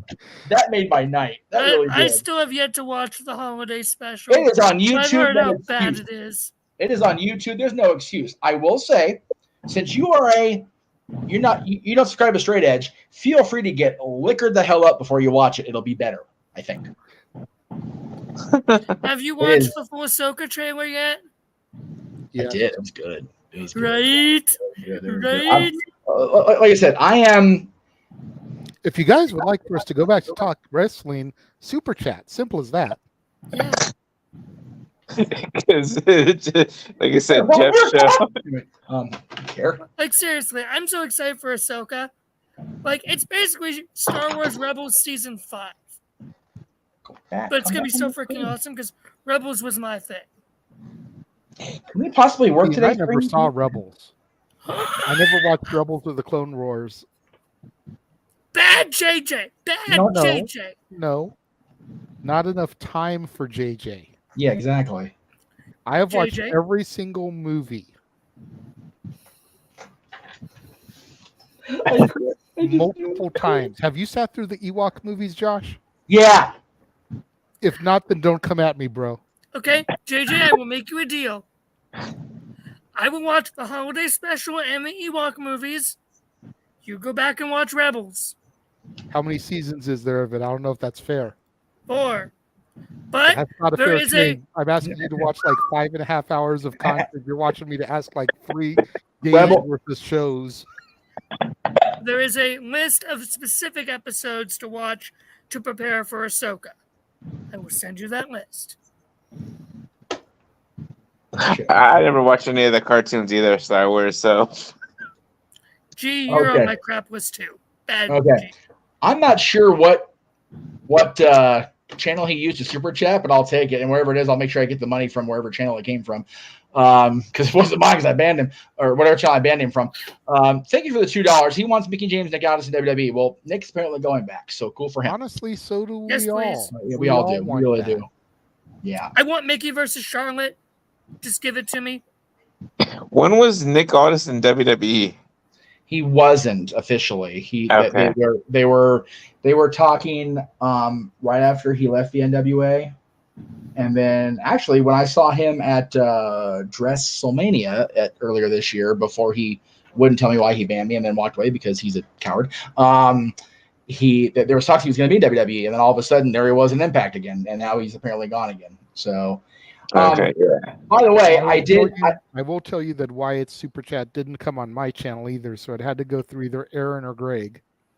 Aaron, most likely. Or maybe I banned him on one of those channels and he came through mine. I don't know, but whatever it is, like I said, I appreciate the super chat. Just don't rag on Mickey Mouse in my shows. There are very few things I will outright ban somebody for. Ragging on the boss is one of them. Either boss, Aaron or Mickey. Don't mess with those guys. And not necessarily in that order half the time either, because I love Aaron more than Mickey sometimes. Anyway, Mickey James is retiring. She's still out with the injury, and then she's kind of been off and on. So we'll see. There was a question for JJ that I saw that I did want to bring up because Emmanuel super chatted also. Oh, I didn't see it. Where did it go? Hang on, I'll find it. There it is. Emmanuel. Cue Pee Wee Herman alarm for happy anniversary, Jeff. Okay, I will say I had a Pee Wee Herman alarm once, and I have nightmares because of that thing. The only thing worse than that, I think, was the DDPY alarm I had for a while. Yeah, training with Dallas is one thing. Having him wake you out of a sound-ass sleep is a whole other adventure. Psycho Jet Black's last one. Okay, I'm working on it. I gotta get back to Mickey Unwrapped was the name of the album. What? Yes. That's terrifying. If you have never heard of this, go on to YouTube, look up Mickey Mouse, Whoomp, There It Went. Not Whoop, There It Is. Whoop There It Went. That went. I have to look that up later. Along with Tag Team doing their version of Whoop There It Is. And then if that's not the best part, there's a track called What a Mouse. And it is Daisy and Minnie doing Salt and Peppa's What a Man. What a mouse. Talking about how great Mickey is. That's right. I shit y'all not, dude. You guys need to look into that. Now, what's really funny about that, Jay, you've seen the Mickey Mouse right now in all its glory. Yes. They talk about Mousercise in the lead up to the queue and Disco Mickey Mouse, which should be Bruno status. Never talk about that mess again. Damn. But Mickey Rap, oh no, it's too subculture. So Disco Mickey Mouse, yeah, that was a thing. I'm glad I wasn't alive for that. That's terrifying. I have no regrets whatsoever. Although I did grow up in an era where Mousercise on the Disney Channel was a thing. Yes. What? Yeah. You see him in the park on TV in a workout jumpsuit exercising. Yep. Oh, Lordy. Because even in 1983-84, the youth of America was getting too freaking fat, and Mickey Mouse was helping us lose weight. I both resent and resemble that. Shame on you. That is a terrifying thought. And I remember when Disney would show their musical movies and they do some of the choreography in between, during the commercials, I'd try and do the dancing choreography. Mm-hmm. That's more scary than that. Emmanuel, yes, the Mickey Mouse Mambo number 5 and the Baja Men. Who let Snow White up instead of Who Let the Dogs Out? Yes. I'll have to look this up. Oh, yes. Look, seriously, if you guys do nothing else with the rest of your Tuesday and the start of your Wednesday, look this shit up and learn something. Oh, my God. These are great. And I'm going to go just one more for you, just because we can't give all the love to Disney. Oh, not Space Jam soundtrack. Yes. Bugs Bunny rapping a song called Buggin'. That was Space Jam, dude. Yeah. I used to. I own that. I don't own it on the CD. Who says the bunny can't rock? You're bugging. I remember that album. I had that album when I was a kid when Space Jam first came out. I remember buying that album. I see the chats, Josh. Relax. No, it's not. I'm pointing to G. I'm saying Space Jam.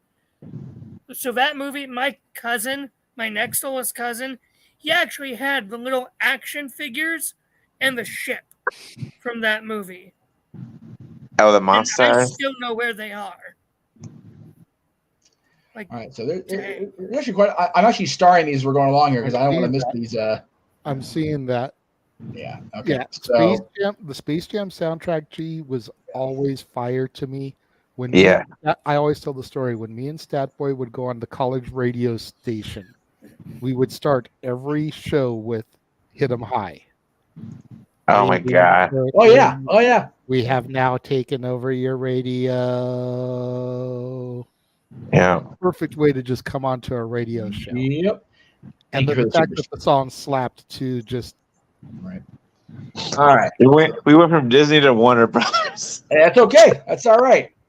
If you see the police, you better warn a brother. All right. What? Sorry, boss. Randy Savage. Sorry, boss. Randy Savage's rap album was hysterical. I'm not. Even the Diss on Hulk was great. Randy Savage had a rap album. Mickey Mouse is a better rapper, though.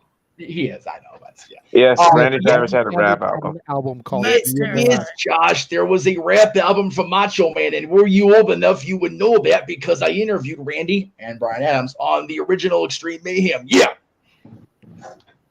But when did he do the rap album? 2003. I was going to say, so I was a little boy then. Somewhere in there. There you go, Macho Man shirt on Big G. I like it. Top of the line, cream of the crop shirt. Yeah. Wow. Greg's going, damn it, I didn't even wake up and do my Macho Man, and after you, Jeff, because that sucks. Anyway. I wonder who ghost wrote Macho's album, because Macho didn't write those rhymes himself. He may have written Be a Man, because he really did hate Terry like a lot. So, All right, let's see here. Walter wants to know my answer to the topic earlier in the review. The worst Rumble winner and who should have won that specific Rumble. Damn. This might be a hot take.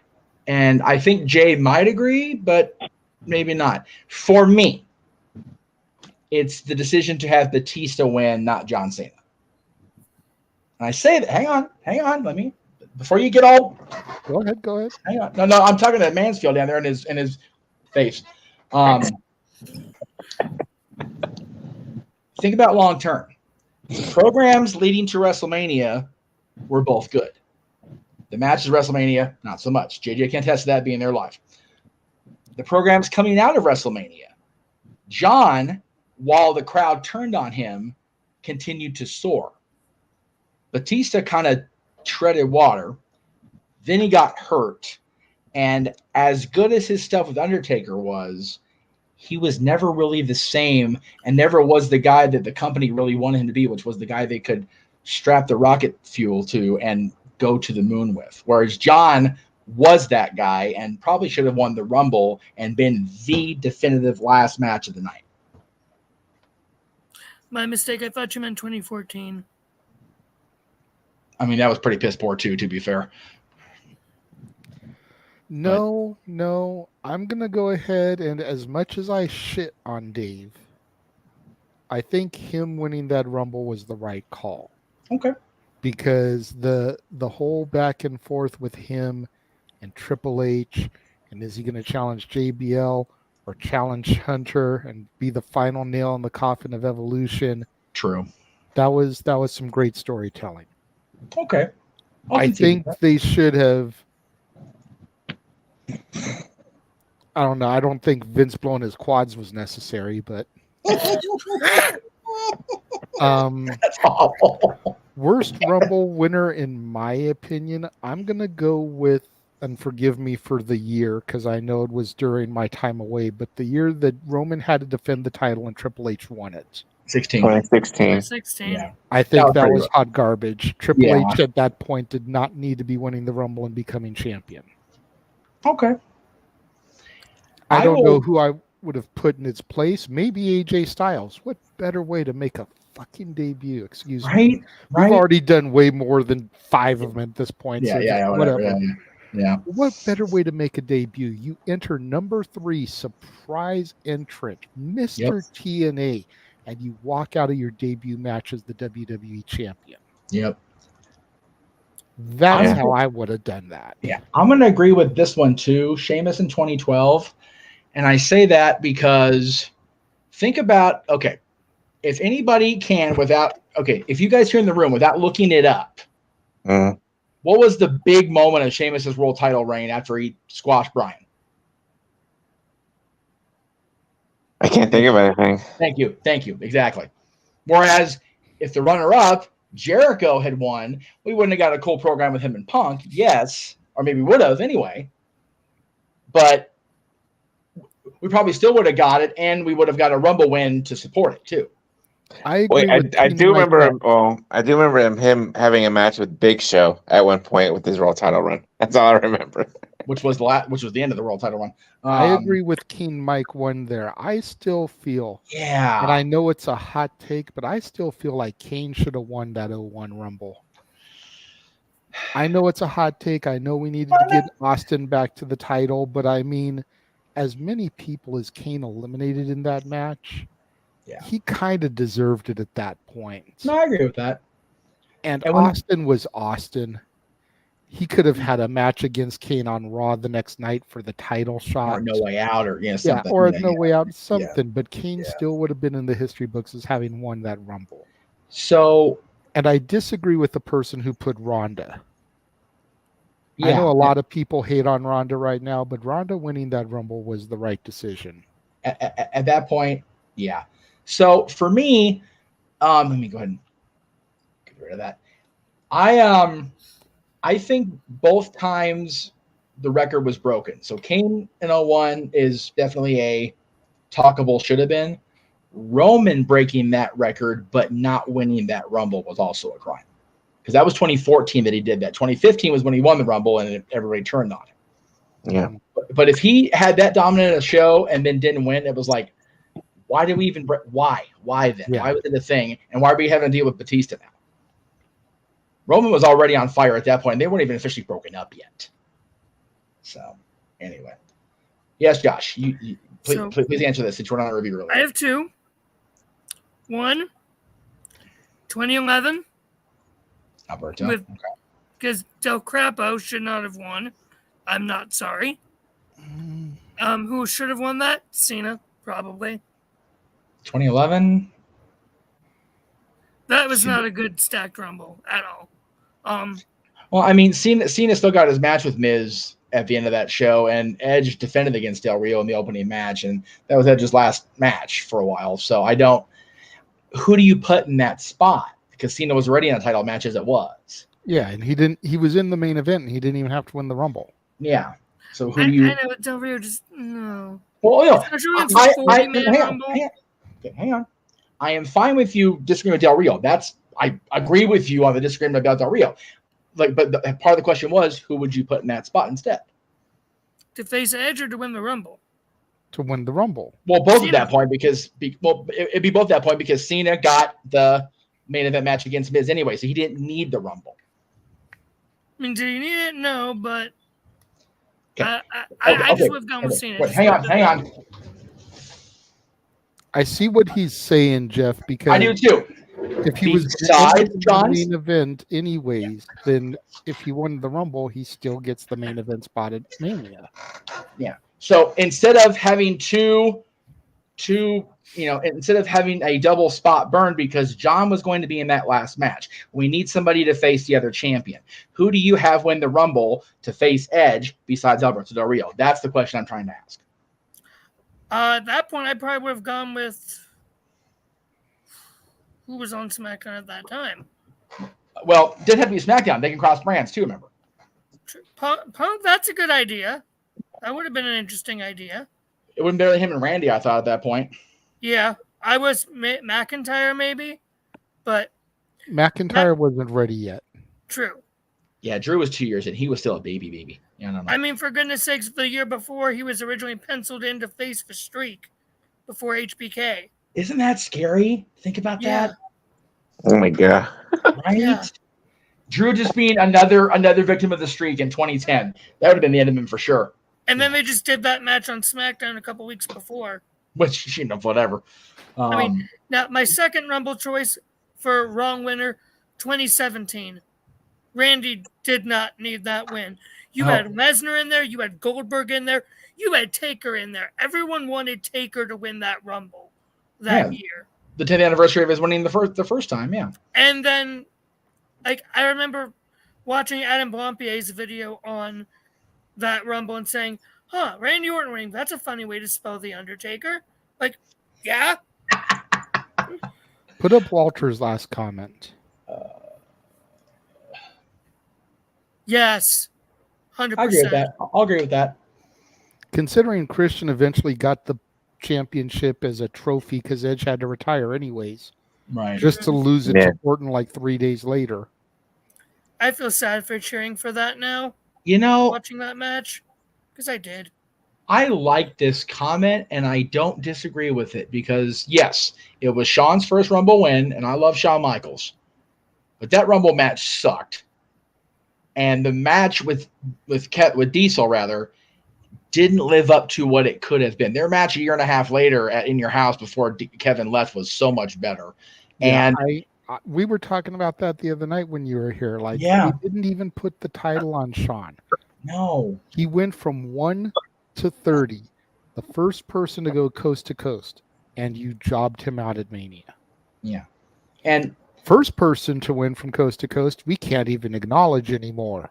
He is Bruno status for sure. But yeah, again, was the plan to put the title on Shawn? No. Have they called audibles in the past? Yes. That crowd, as much as they wanted to hate Shawn, they couldn't help themselves. They organically turned that boy babyface that night. I know because it dropped him like a freaking bad habit the next night anyway. So, and honestly, if they weren't going to put the belt on him, why not have Bulldog win it? Right. Bulldog could have had the main event against Diesel and lost.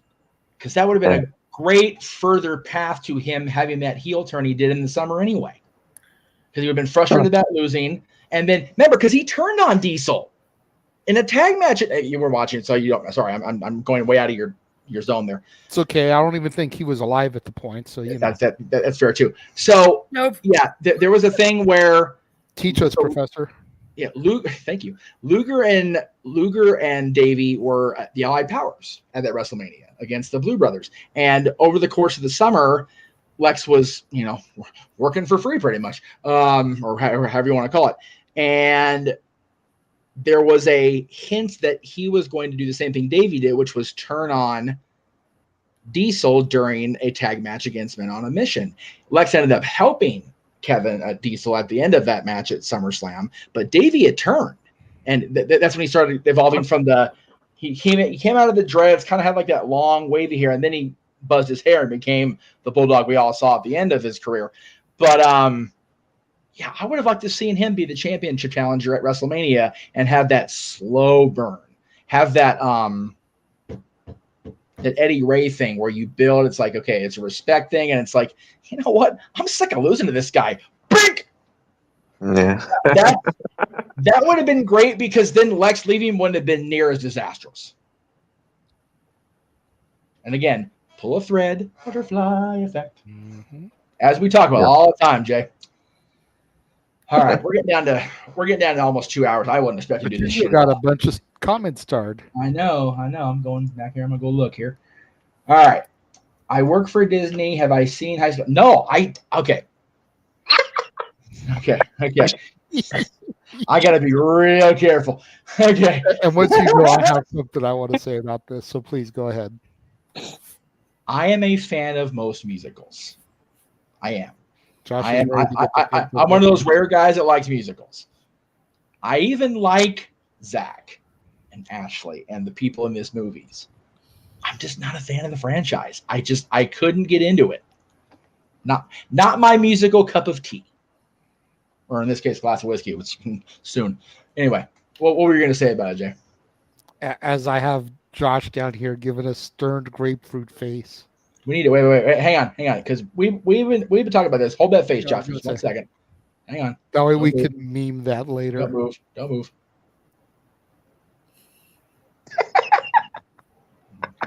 And good. Okay. Okay. Very good. All right. Thank you. Carry on. Okay. Good. Oh. Sorry, my computer lags like a bitch. Sorry. Anyway. So here's the Meltzer of the multiverse is done with your crap. So here's the thing. Yes. I've never seen the movies. Right. Because hold on, Mansfield, let me explain, Lucy.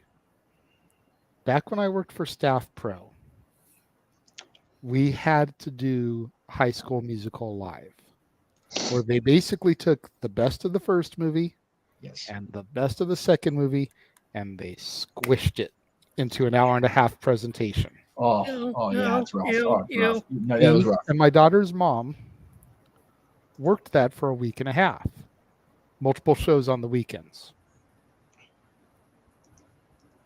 So I have no desire to sit through them. I will at some point, because one of the things I'm going to put up down the road for people to vote on are Disney Channel original movies this month on Renegades Reviews. And there's a trilogy there.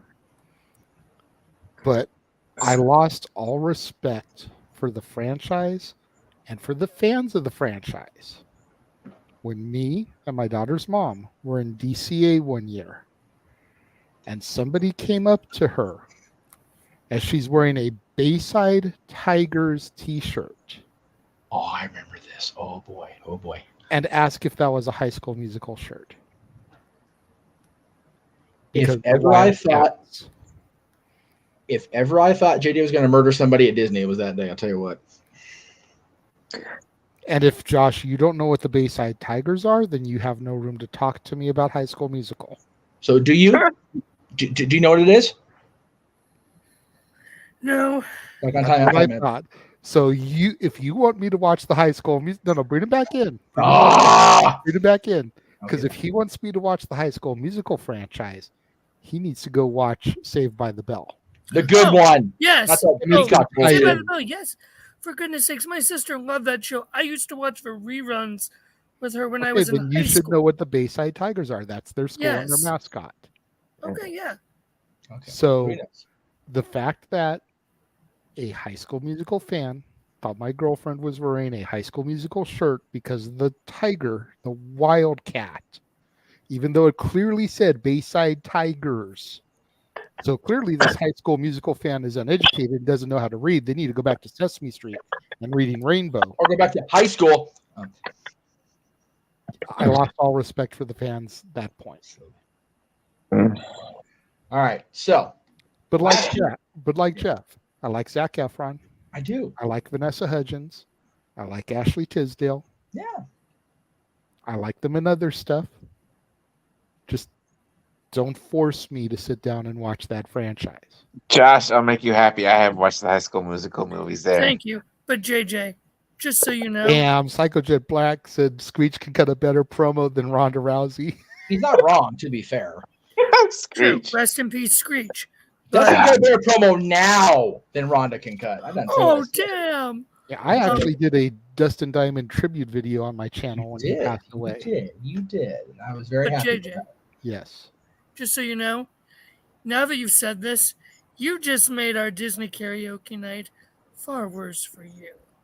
Okay. That's assuming that it comes up for me, or you're willing to super chat the full 30 to force me to sing one of those songs. Ain't nobody gonna do that. They need Christmas music money. I'm not Noah Foster because I know if I do that, then my ass is in for it. Right. Yeah. And he's already got the Mr. Burns excellent thing going on right there where he's plotting my demise. Yes.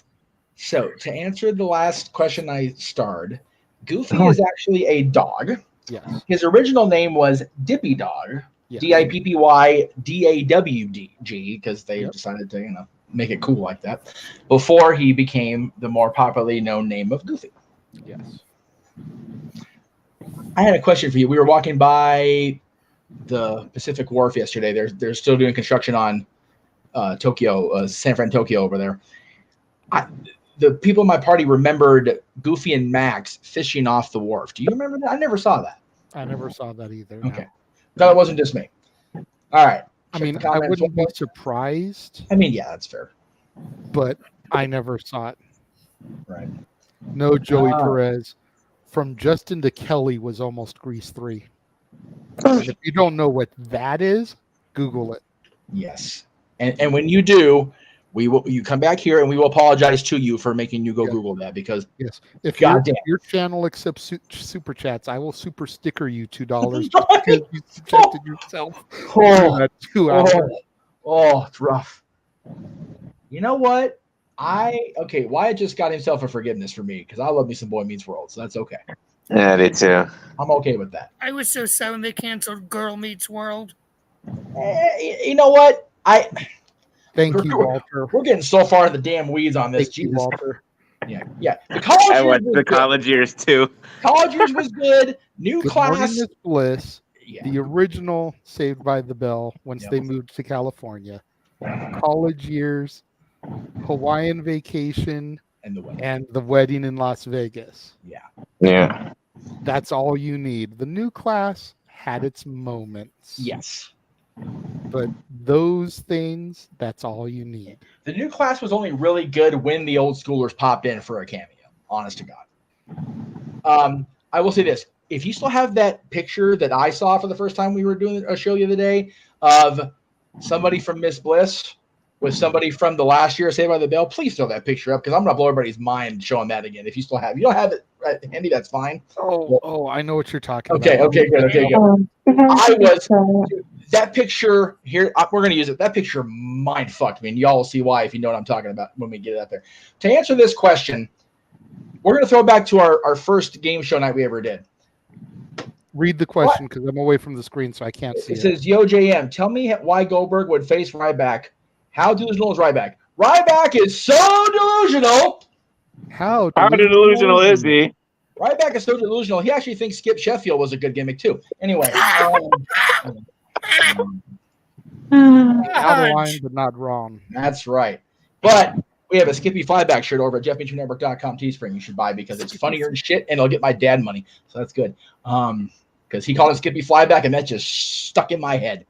So I'll take it. It's perfect. Well, because figure some dumbass announcer, probably stupid ass Michael Cole, before we got respect for him, called him Flyback. And I'm like, dude, Skippy Flyback just happens right there. As soon as my dad said that, I was like, damn it, that's a shirt. Has to be. Found it, coming through now. Okay, cool. Are you putting it in the room? No, I'm not logged in. Oh, that's right. Yeah, I forget. You're not. So it's in your chat thing. You're not admin right now. Give me a second here. Okay. So if anybody in the room remembers the original Saved by the Bell concept, which was Good Morning Miss Bliss, featuring I remember Mills, that. Love Haley Mills. So that was the show where it was basically Saved by the Bell Junior High, Josh. Right, which is what they put it in syndication as. Lisa and Screech, and then three other kids. Yeah, and Belding. Yeah. Okay. Belding was still there, but they were in like somewhere in Indiana instead of this random like Midwest town or whatever. And but for some reason, all three of them moved to California together. Like that was explained. Yeah, I mean, it was just like we don't talk about it. Like Bruno. Right. But anyway, so when they came to California, they did the whole series. The very last season, they had some episodes that Jesse and Kelly didn't appear on for some sort of contractual whatever. So they had the character. They only signed Tori. for a half a season. That's what it was. So they had a character named Tori created with the leather jacket, played by Leanna Creel, was the twin that played was the sibling that played her, right? Correct. Okay, so we're talking about what show are we doing where this came up? We weren't doing any show. I was showing you images for one of my upcoming movie months. Oh, that's right.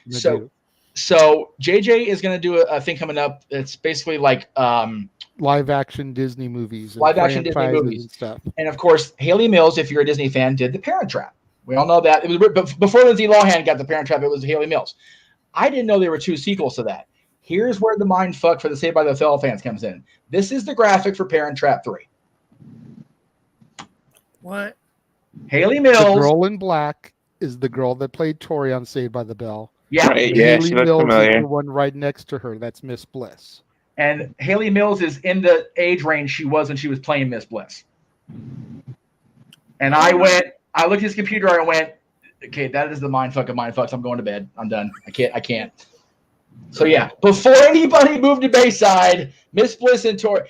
Dude, can you imagine Zach in some weird alternate time frame going, right, going to pick up Tori and Miss Bliss is there. It's like, hey. It's like, what? Okay, when did Disney buy us to turn into a multiverse? What the hell did I walk into here? Dude, if she had shown up for the wedding in Las Vegas, that would have been the best freaking callback in the history of the universe, man. That would have been great. Now, let's be honest, Jeff. You're talking about Disney multiverse. The original multiverse was the Sweet Life of Zack and Cody, Hannah Montana, and That's So Raven crossover. No, the original episodes. multiverse was the Universal Monsters, Mansfield. What? He said what? Put him on timeout again, Jeff. No, I'm asking a genuine question. The original multiverse was the Universal Monsters of the 30s and the 40s. Frankenstein, Dracula, the Wolfman.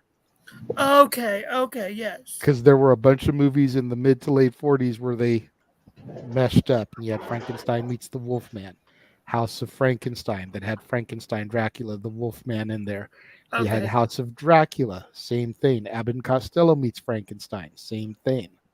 The Invisible Man even has a cameo at the end of that one. Does the Scooby-Doo thing that they did with those sorts of monsters count? No. Okay. What did he say? What did he ask? Right, Dan, does the Scooby-Doo thing that they did with those type of monsters count? No, Josh, that's a bad job. And Josh, yes, you want to get like slapped? You're gonna get slapped in the face one of these. Josh doesn't know the Universal Monsters. That's a damn shame. I'm still a baby. So what? That's the dude. My son saw Frankenstein at 3 years old. Shut your baby face. Okay, I know who those people are. I just have never seen any of those movies. That's not my fault. You uneducated and ignorant. Why are you ignorant, info? You made a choice today. Most of those are just a little over an hour, like an hour and 10 minutes, dude. You can do like 3 of them during Avengers Endgame. That's it. I'm calling Universal on the bat phone. Give me a second. Okay. Hello? I swear, we need to just have a episode where either you guys teach me all this stuff and I say what I do. Well, I'm talking to the bat phone. Quiet you. Okay, here's the deal. We need to get all these That movies. phone is Warner Brothers, but he's calling Universal on a Disney I don't give phone. a shit. Quiet you. Okay. All right, so here we go. Here's what we're going to do. You're There's gonna all get kinds of Cindy I'm busy. Okay. You want to talk about a real multiverse? Right. We need to get the following movies facts. Listen to me. Okay, I can't do this. I'm trying to do this trick. I can't even make fun of my damn self. How'd you unmute yourself? Who did that? Aren't most of them on Peacock, dude? Because they're Universal movies. I don't know. They might have been. Unfortunately. And King Mike, you're right. We had Zach and Cody and Hannah Montana. Exactly. They are amazing. Josh, I know what you're talking about. I have those DVDs. I have the one with That's So Raven. I have the Sweet Life on Deck of Hannah Montana. I've got all those. I've even got the Wish Gonna Miss. Oh, there you go. That was a good one. Okay, so I know what you're talking about. I got you. Yeah, That's So Secret Life of Hannah Montana. But if you're, thank you. But if you really want to get technical, the multiverse began with the Universal Monsters. And if you want to get real technical, go back to 1925 with the original non-singing Phantom of the Mucker Southern Opera. Damn right. I scored some points JD on that, so we're going to cut now. and then there's also the View Askew-niverse. There you go. What? Big G knows what I'm talking about. No snoochie boochies for him. Hold on. Calm down, guys. He's asking me to repeat myself because at first listen, it is a bit of a mouthful. It's called the View Askew-niverse. Never heard of View it. Askew is the production company for Kevin Smith. It's Clerks, Mallrats, Chasing Amy, Dogma, Jay and Silent Bob Strikes Back, Clerks 2, Jay and Silent Bob Reboot, and Clerks 3. I've never heard of any of those. All of those feature the characters of Jay and Silent Bob. They are the one constant in all of those movies. Yep. Some movies, they're background characters, and they only have like one scene, like in Chasing Amy. Some movies, they're more of a focal point, like Dogma. Some movies, it's their freaking movie, like the ones that actually say Jay and Silent Bob Strike Back. Okay. I've never seen any of those. Or heard of them. Yeah, as a Catholic boy, you should watch Dogma. No, I was going to say, as a Catholic boy, watch Clerks 2. I know, because he's totally Elias. Damn it! I don't know what that means. You're gonna need to watch it and find out. Fuck around and find out, Josh. Dre Santee, care for a chocolate covered pretzel? We really just need to have an episode of something where you guys just roast me for my lack of knowledge on stuff. We do that anyways. I'm aware, but Stat Boy isn't here, so you've basically taken his role for the evening. Oh my god. Okay, I am not. No, I can't swear, so I'm gonna be good. Oh. Well, you're gonna say you're not that bad. Mikey's seen those movies. So JJ, I looked up at that shop that you were talking about. That's like an hour and 46 minutes away from Prudential Center, so that's like way out of the. It's still worth it, bro. If you've got. I know. I would have to do that like one of these other days. Hey, JJ, it is Daniel's comments just for you, brother. I say it. Sorry. Better have a silver bullet or silver cane on standby. Say your prayers by night, or you will become. Thank you, Daniel. Oh my god. Daniel's such a subscriber, he understands. That's right. I don't know any of that. We went to talk wrestling, to talk anything, to talk Disney, to talk movies. To talk just bashing on Josh. Oh, here you go. Jay, you follow Jim Cummings on Twitter, right? Of course I do. Twitter, he posted Instagram. the original opening video of Winnie the Pooh Bear with him singing. Did you see that shit? I did see I saw that, yeah. Oh my! I was like, I gotta talk. I totally forgot to talk to you. I was with you last week. That was awesome. And Josh has no idea who Jim Cummings is, so we're just gonna move on from that. I'm trying to think what I can say to somewhat redeem myself. Does me watching the original Sabrina the Teenage Witch count No. for anything? No, I mean, as a company rep, yes. Thank you for watching TGIF, but no. Go ahead. Try again. Wait, we're good. We're good. If you can spell Apu's last name from The Simpsons without Googling it, you'll be redeemed. Oh yeah, Gosh, we it's all that been one so too. long since I've watched that stupid show. To be fair, Jeff, Yeah. it's been stupid for over 20 years. I stopped watching The Simpsons in the mid-90s. Walter with the line of the night. We're going to end it there because he understands the references.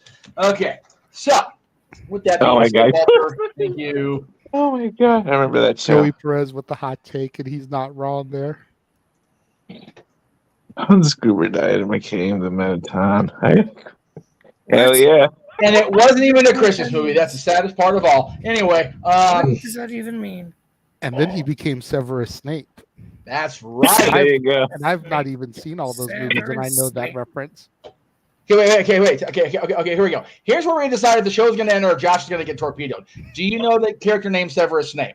Of course I do. Okay. I'm a Hufflepuff, boy. I'm a Slytherin all the way. I'm a Hufflepuff too, but I'm Gryffindor. Okay. I've never seen. Nobody's Ravenclaw. None of us. I've only seen the original. Never seen all of them, but I still got sorted, and I got sorted into Slytherin. So the character, the actor that played Severus Snape in the movies, Alan Rickman, was Hans Gruber in Die Hard. Die Hard. Oh, Die Hard, good gosh. Die Hard, good gosh, continue your sentence and choose wisely. It just annoys me how often I have to hear Die Hard is a Christmas movie. Every single December. That's fair. No, it's not. And yes, King Mike, Drake and Josh was very funny. I agree. So I still haven't watched that one. Dies falling off of the plaza there. Yes. In Dogma, Alan Rickman is the Metatron, the highest choir of angels and the voice of the one true God. Yes. So Hans Gruber died and he became the Metatron. That's the joke there. Okay. And briefly, he sidestepped and became a sci-fi star in Galaxy Quest with Tim Allen and Sigourney Weaver for no particular reason. Oh my god! Oh, that movie! Because Tim Allen was trying to go to infinity and beyond, literally. Yeah. Yes, and I remember that distinctly right now in my head because JJ, you'll appreciate this. When I put that post up about being friend zoned and it got everybody all worried about my dumb sappy ass. The girls and Ken decided to have movie night and wanted to include me, so they gave me a stack of movies to choose from. I'd seen some, hadn't seen some of them, and then somebody brought up a movie that Natalie wanted to watch, had been wanting to watch about a Walmart baby. So on the day I put a post up about that kind of shit going on in my life, we watched Where the Heart Is. Poor decision-making on Jeff Meacham's part. Because what does Ashley Judd's character go through the entire movie? Falling for the wrong type of dude and friend zoning the right type of dude every goddamn time. I make bad decisions, kids. I do. And not only that, but you subjected my daughter to an hour and a half of Natalie She Portman. actually chose it. Natalie Portman. No, she chose it. She chose the movie. I just co-signed it because I hadn't seen it before. And then we both had regrets immediately. Excuse me. I will just say this when it comes to Tim Allen. The Santa Claus movies and the show are my favorite work of his. But I will still say, when it comes to Santa Claus movies, the original Santa Claus with John Lithgow is where it's at. Santa Claus the movie, yes, underrated. What? Shit. Does that win me any points? Let me ask you this. This is going to be redemption or cut the show at this point, okay, Mansfield? For real. And Jeff, I hope you're listening to this. Even though you've got one ear on your phone. Rank the Santa Claus Tim Allen movies. Oh, here we go. Depending on how you rank them, will depend on whether or not Jeff signs off for the evening and we end this show after almost 2.5 hours, or if we stay here ridiculing Josh some longer. Fudge. Wait. There's only 3, Josh, so you can't royally mess up that bad. I'm presuming that JJ and Jeff want me to rank the first as number 1. Don't presume anything. Just give your answers. Rank them based on your preference. My preference 2.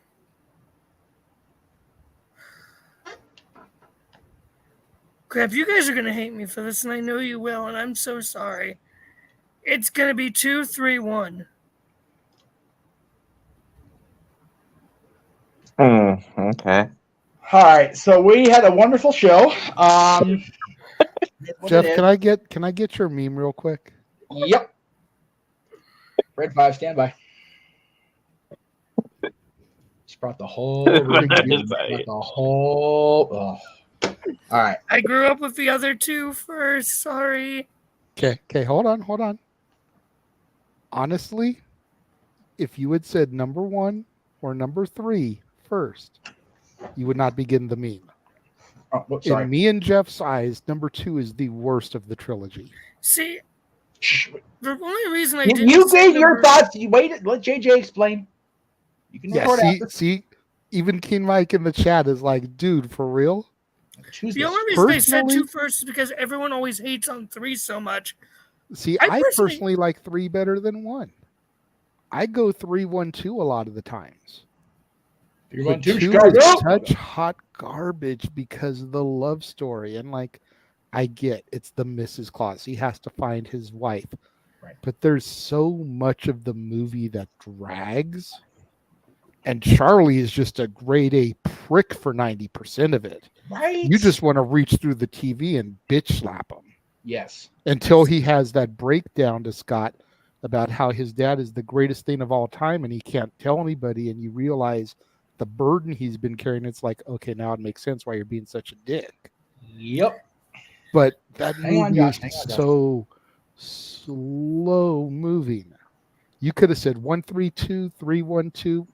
We'd be like, okay, good, we're out of here. But 2 first and 1 last? Oof. I can understand him putting 1 last if he grew up with 2 and 3 first. I even would have accepted if he said 3, 2, 1. Just because at least number 2 wouldn't have been the first. Yeah. My daughter loves number 2. I don't get it. Me and Jeff, like I said, we feel like it is the worst. Emmanuel, I see all the super chats for all the shows, so no worries, dude. We see it. We're just still in the middle of the discussion. So, can I explain why? Yes, please. If you know me, you know I am absolutely, thanks to my sister and my late grandmother, rest in peace, I am a absolute diehard shill for Hallmark Christmas movies. Okay. So for me, that's why 2 with the love story ranks where it does for me.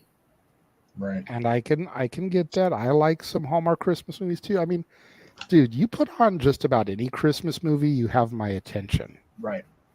Going back to the High School Musical shit, I love those Princess Switch movies with Vanessa Hudgens. That Netflix did. Right? Yep. Those movies are so freaking adorable. Yep.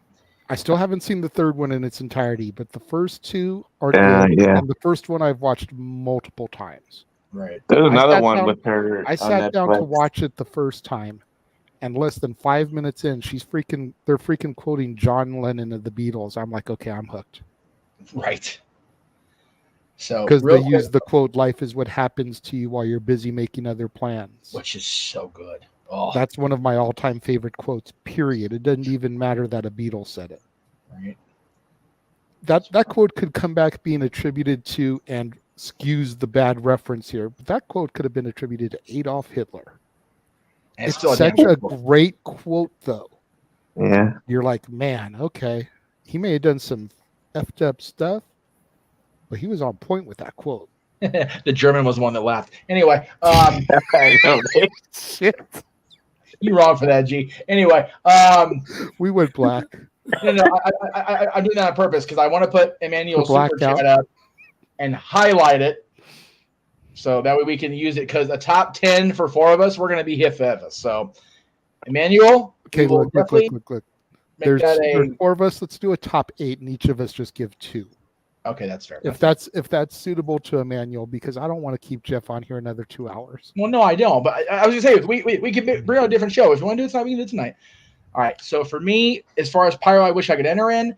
Definitely. Actually, you know what? Let me go second because I just had it went away. Okay, number 1 for me, and I know he's not your favorite, but Goldberg's Pyro would be phenomenal to enter. Goldberg's Pyro is good. Yeah. Number 2 would be the post-evolution Randy Orton with the golden sparkle falling down. That was always cool. Yeah. I love that, the way he just hit the pose at the top of the ramp and the stuff would fall from the ceiling.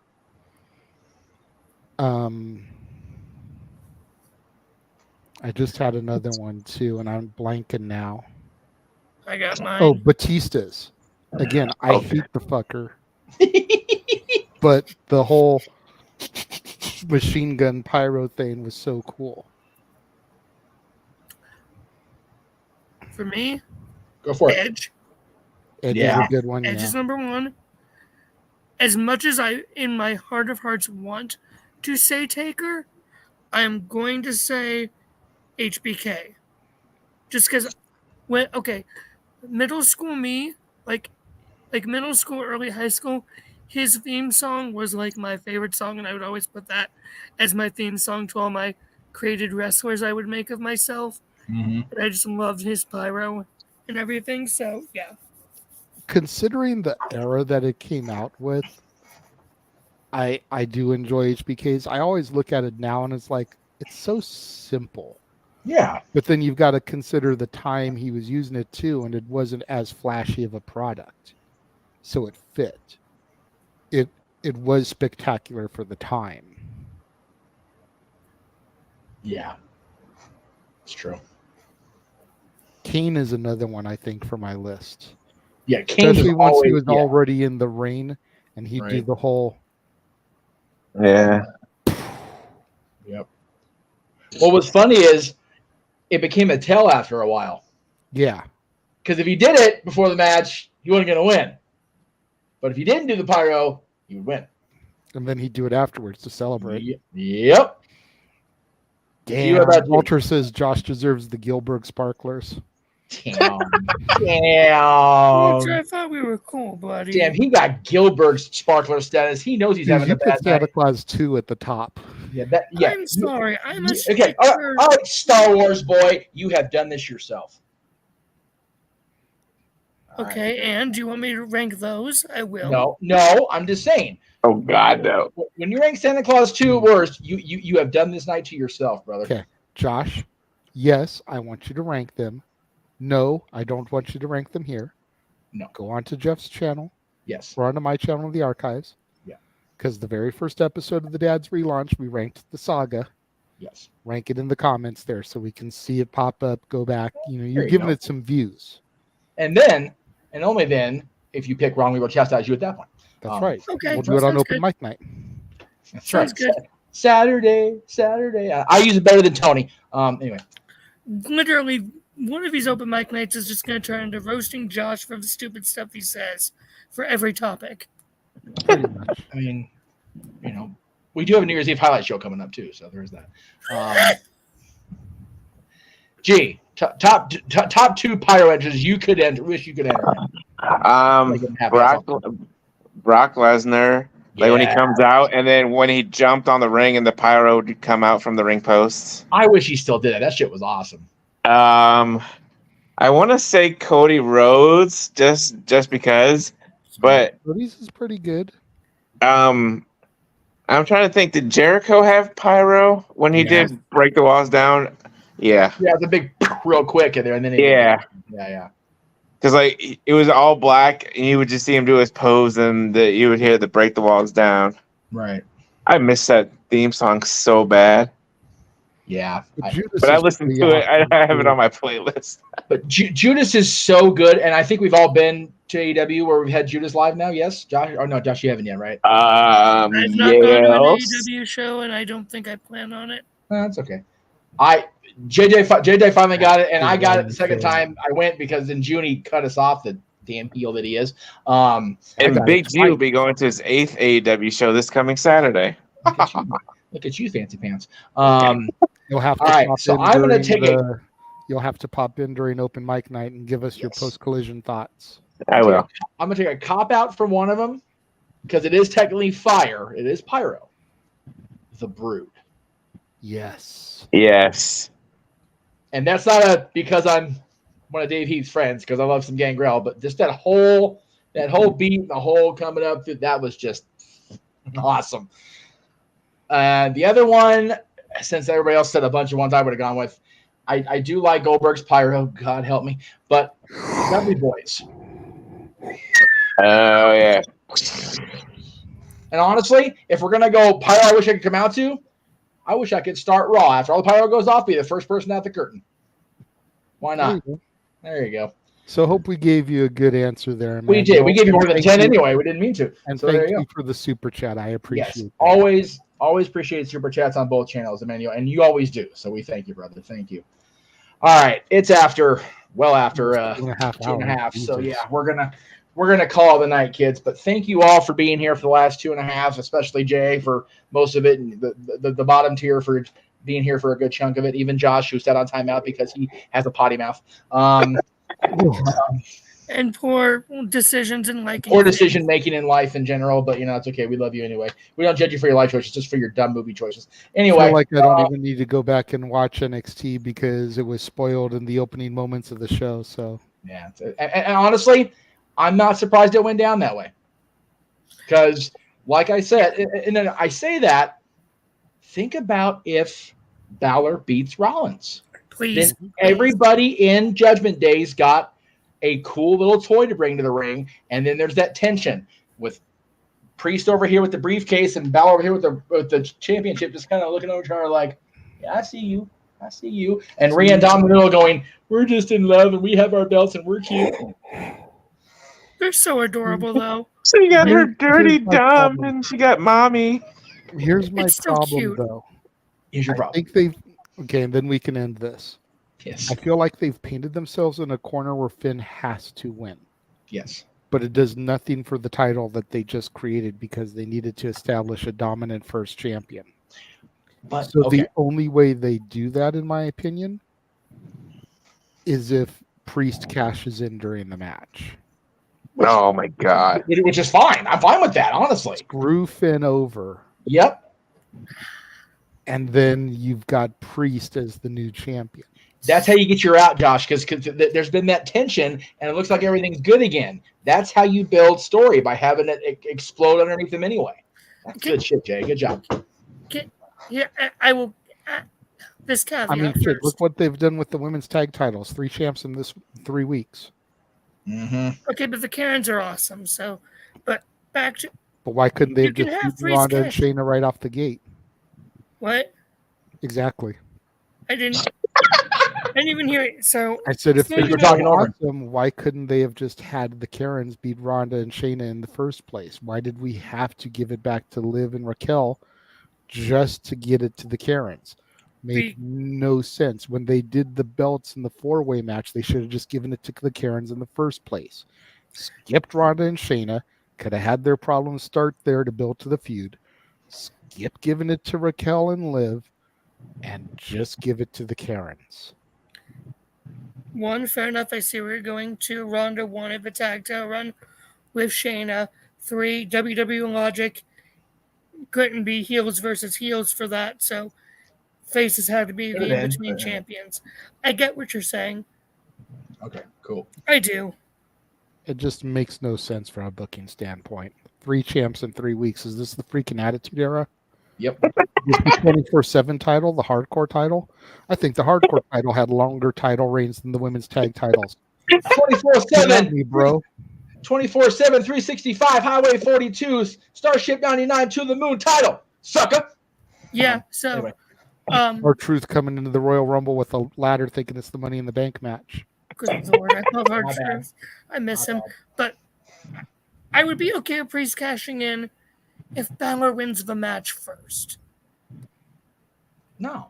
Then you have two champions in the same night. Then you really You have the coup de grace land. You have Priest clock him with the briefcase, cash it in. You have him hit South of Heaven. 1, 2, 3. And to further it, if you want to keep Rollins as champion, you have the cash in attempt, get locked in, cash in as official, and Rollins still finds a way to get out of there with the title. That way he's still the champion, but the Judgment Day implosion happens anyway, and then we've got conflict. Again, so many more scenarios than just Rollins retains. You guys are making me sad because I want Balor to win the title and have a good run with it. And your guys' scenarios are making sense. I don't like it. So then you build up Priest versus Balor, and Balor can get that title run. Balor's now a good guy. Yeah, there you go. I'd be okay with that. Bring back Prince Devitt, dude. All right.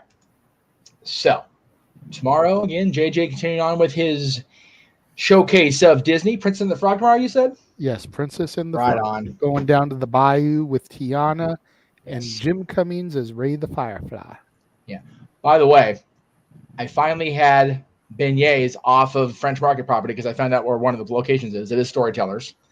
They had passion fruit infused beignets at Storytellers. Goddamn, was that good? So that's at 3 p.m. Pacific, 6 p.m. Eastern. Then at 7 o'clock, the Greg Cherry Show featuring Matty Laws, because I won't be there. I'll be with this guy again tomorrow, and I'm going to be up in, I don't want to say out loud because it's going to make me cry. Yay, Matty. Yes, yay, Matty. No naked Matty Laws time while I'm I know. I will be a good Mansfield, you dirty little creepo. Anyway. Ooh, Mandy Sachs has sent me a new message. Uh-oh. Ruh-roh. I will be a good boy. You will be a good boy because if I can't be there, police and JJ won't be there, we're going to have trouble. And then at 8 o'clock Eastern, 5 Pacific, Blood and Guts on TBS, right? Yes. TBS, but mute that dumb Excalibur shit. Listen to Noah and James call it because fuck Excalibur. All the things tomorrow. So many F-bombs. I don't, dude, you know what though? You know what? Aaron's gonna at me for it, but you know what? Excalibur always has them coming, as far as I'm concerned. You know what? If we've dropped that many, play that video I sent you to take us off the air. Okay, all right. Oh dear, no. It's like if we've dropped this many at this point, then just screw it. It's like a 3-minute video of Noah's crew messing with him. Wait a minute. Oh, this is Noah. Did I hear you say 3 minutes? Oh wait, did you put it in my chat or the group chat? Your chat. I don't see it though. Gospel up. How far? Jesus. Not that far. It's right above the StreamYard link he sent me. Technical difficulties. It don't. Oh wait. Hang on. Here it is. Sorry. I couldn't find it. This is fun. Yes. Hi, Big G. Because man, you just, even though I've told you what some of the song choices are at this point, you just got to see the people messing with them. God, that's loud. That's loud. Sorry. Hang on. Sorry. And watch his reaction to some of these. Like, it's classic Noah. Is it worse than how he's reacted to stuff I've said to him on open mic night? Maybe. Oh no. Oh. But yeah, so Princess and the Frog tomorrow, Greg Cherry Show tomorrow, Blood and Guts tomorrow. Thursday will be Tangled over on my side of things. Another good one. Thursday, depending on when I get, you know what? I take that back because I was gonna record content on Monday. And I didn't get a chance to because of dramatic asshats. So yeah, there'll be no anniversary stuff like I wanted for the parks, but people suck and whatever. Friday will be the 2011 Winnie the Pooh. I still haven't seen that one. I feel bad. God, which Winnie the Pooh? The 2011. 2011, just Winnie the Pooh. It's just called Winnie the Pooh. I don't think I've seen that one. Yeah, Okay, well, good. We can all watch it on Disney Plus and then watch it as a review. There you go. Homework assignments, children. That's right. All right. And then for the weekend, I'm doing something a little bit different because of how last week kind of got jumbled. Yeah. Saturday, if everything goes correct, will be a new release Saturday double feature. Oh, that's with right. Rabid Run from last week, which didn't air, and The Outlaws, Nice. which will make Sunday a double feature for Disney, Wreck-It Ralph, and Frozen. Yeah. Two solid ones, man. All right. So we will say goodnight now with this 3.5-minute video that is going to get us certainly demonetized. I mean, if we're not already, then Aaron, I'm sorry. I'm sorry I almost ruined XMV before it could get started by getting Luther Reigns to break your camera.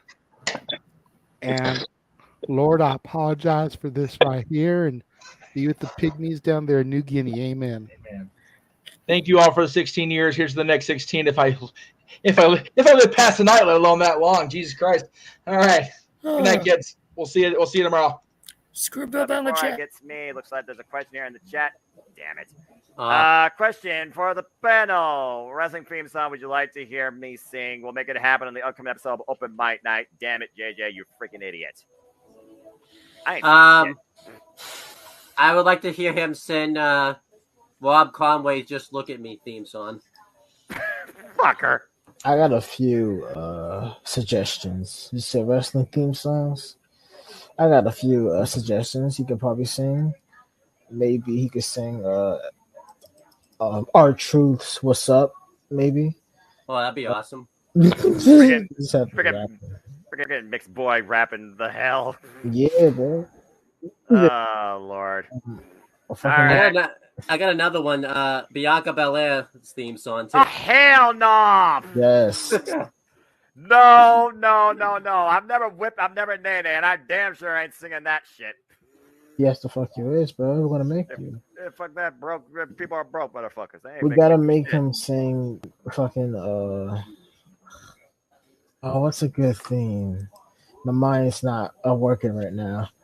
Oh, make him sing "Shattered" from the Bray Wyatt theme he uses now. I love that song. I thought I was trying to think of other ideas that could be worse, but I don't know certain theme songs much. Oh, that's I guess good for my sake. All right, Make him guys. sing fucking Judas. I mean, you know. I don't think everyone sings it nowadays. Maybe Elevated. Adam Cole's theme, maybe. I mean, it's super easy. Not much worse than that. So there you go. Just Trevor Murdoch's theme song when he had lyrics that he's no hit cowboy. Oh, how about Baron Corbin's "I Bring the Darkness"? All right, that's enough. We'll stop giving JJ Big shows. What was it? What was yours? Pictures or Paul White's. Oh yeah. JJ, look at what you caused. I'm trying to end this thing here. Enough, please. Enough.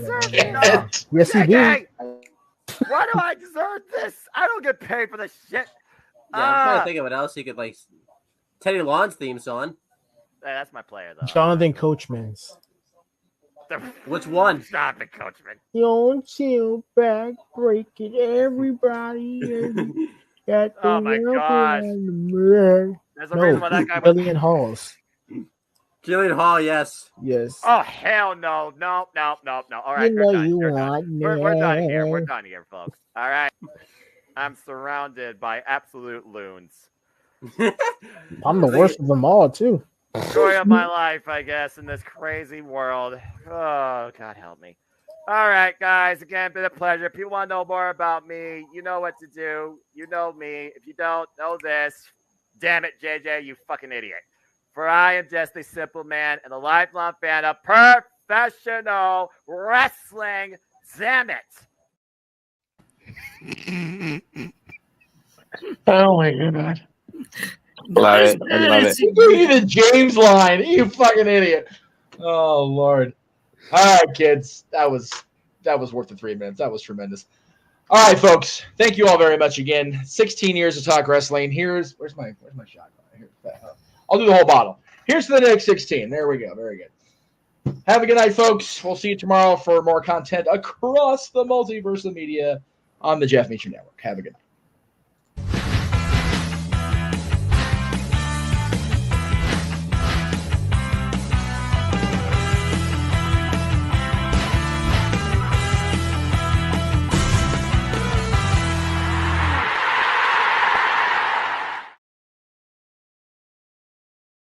The Jeff Meacham Network's Multiverse of Media.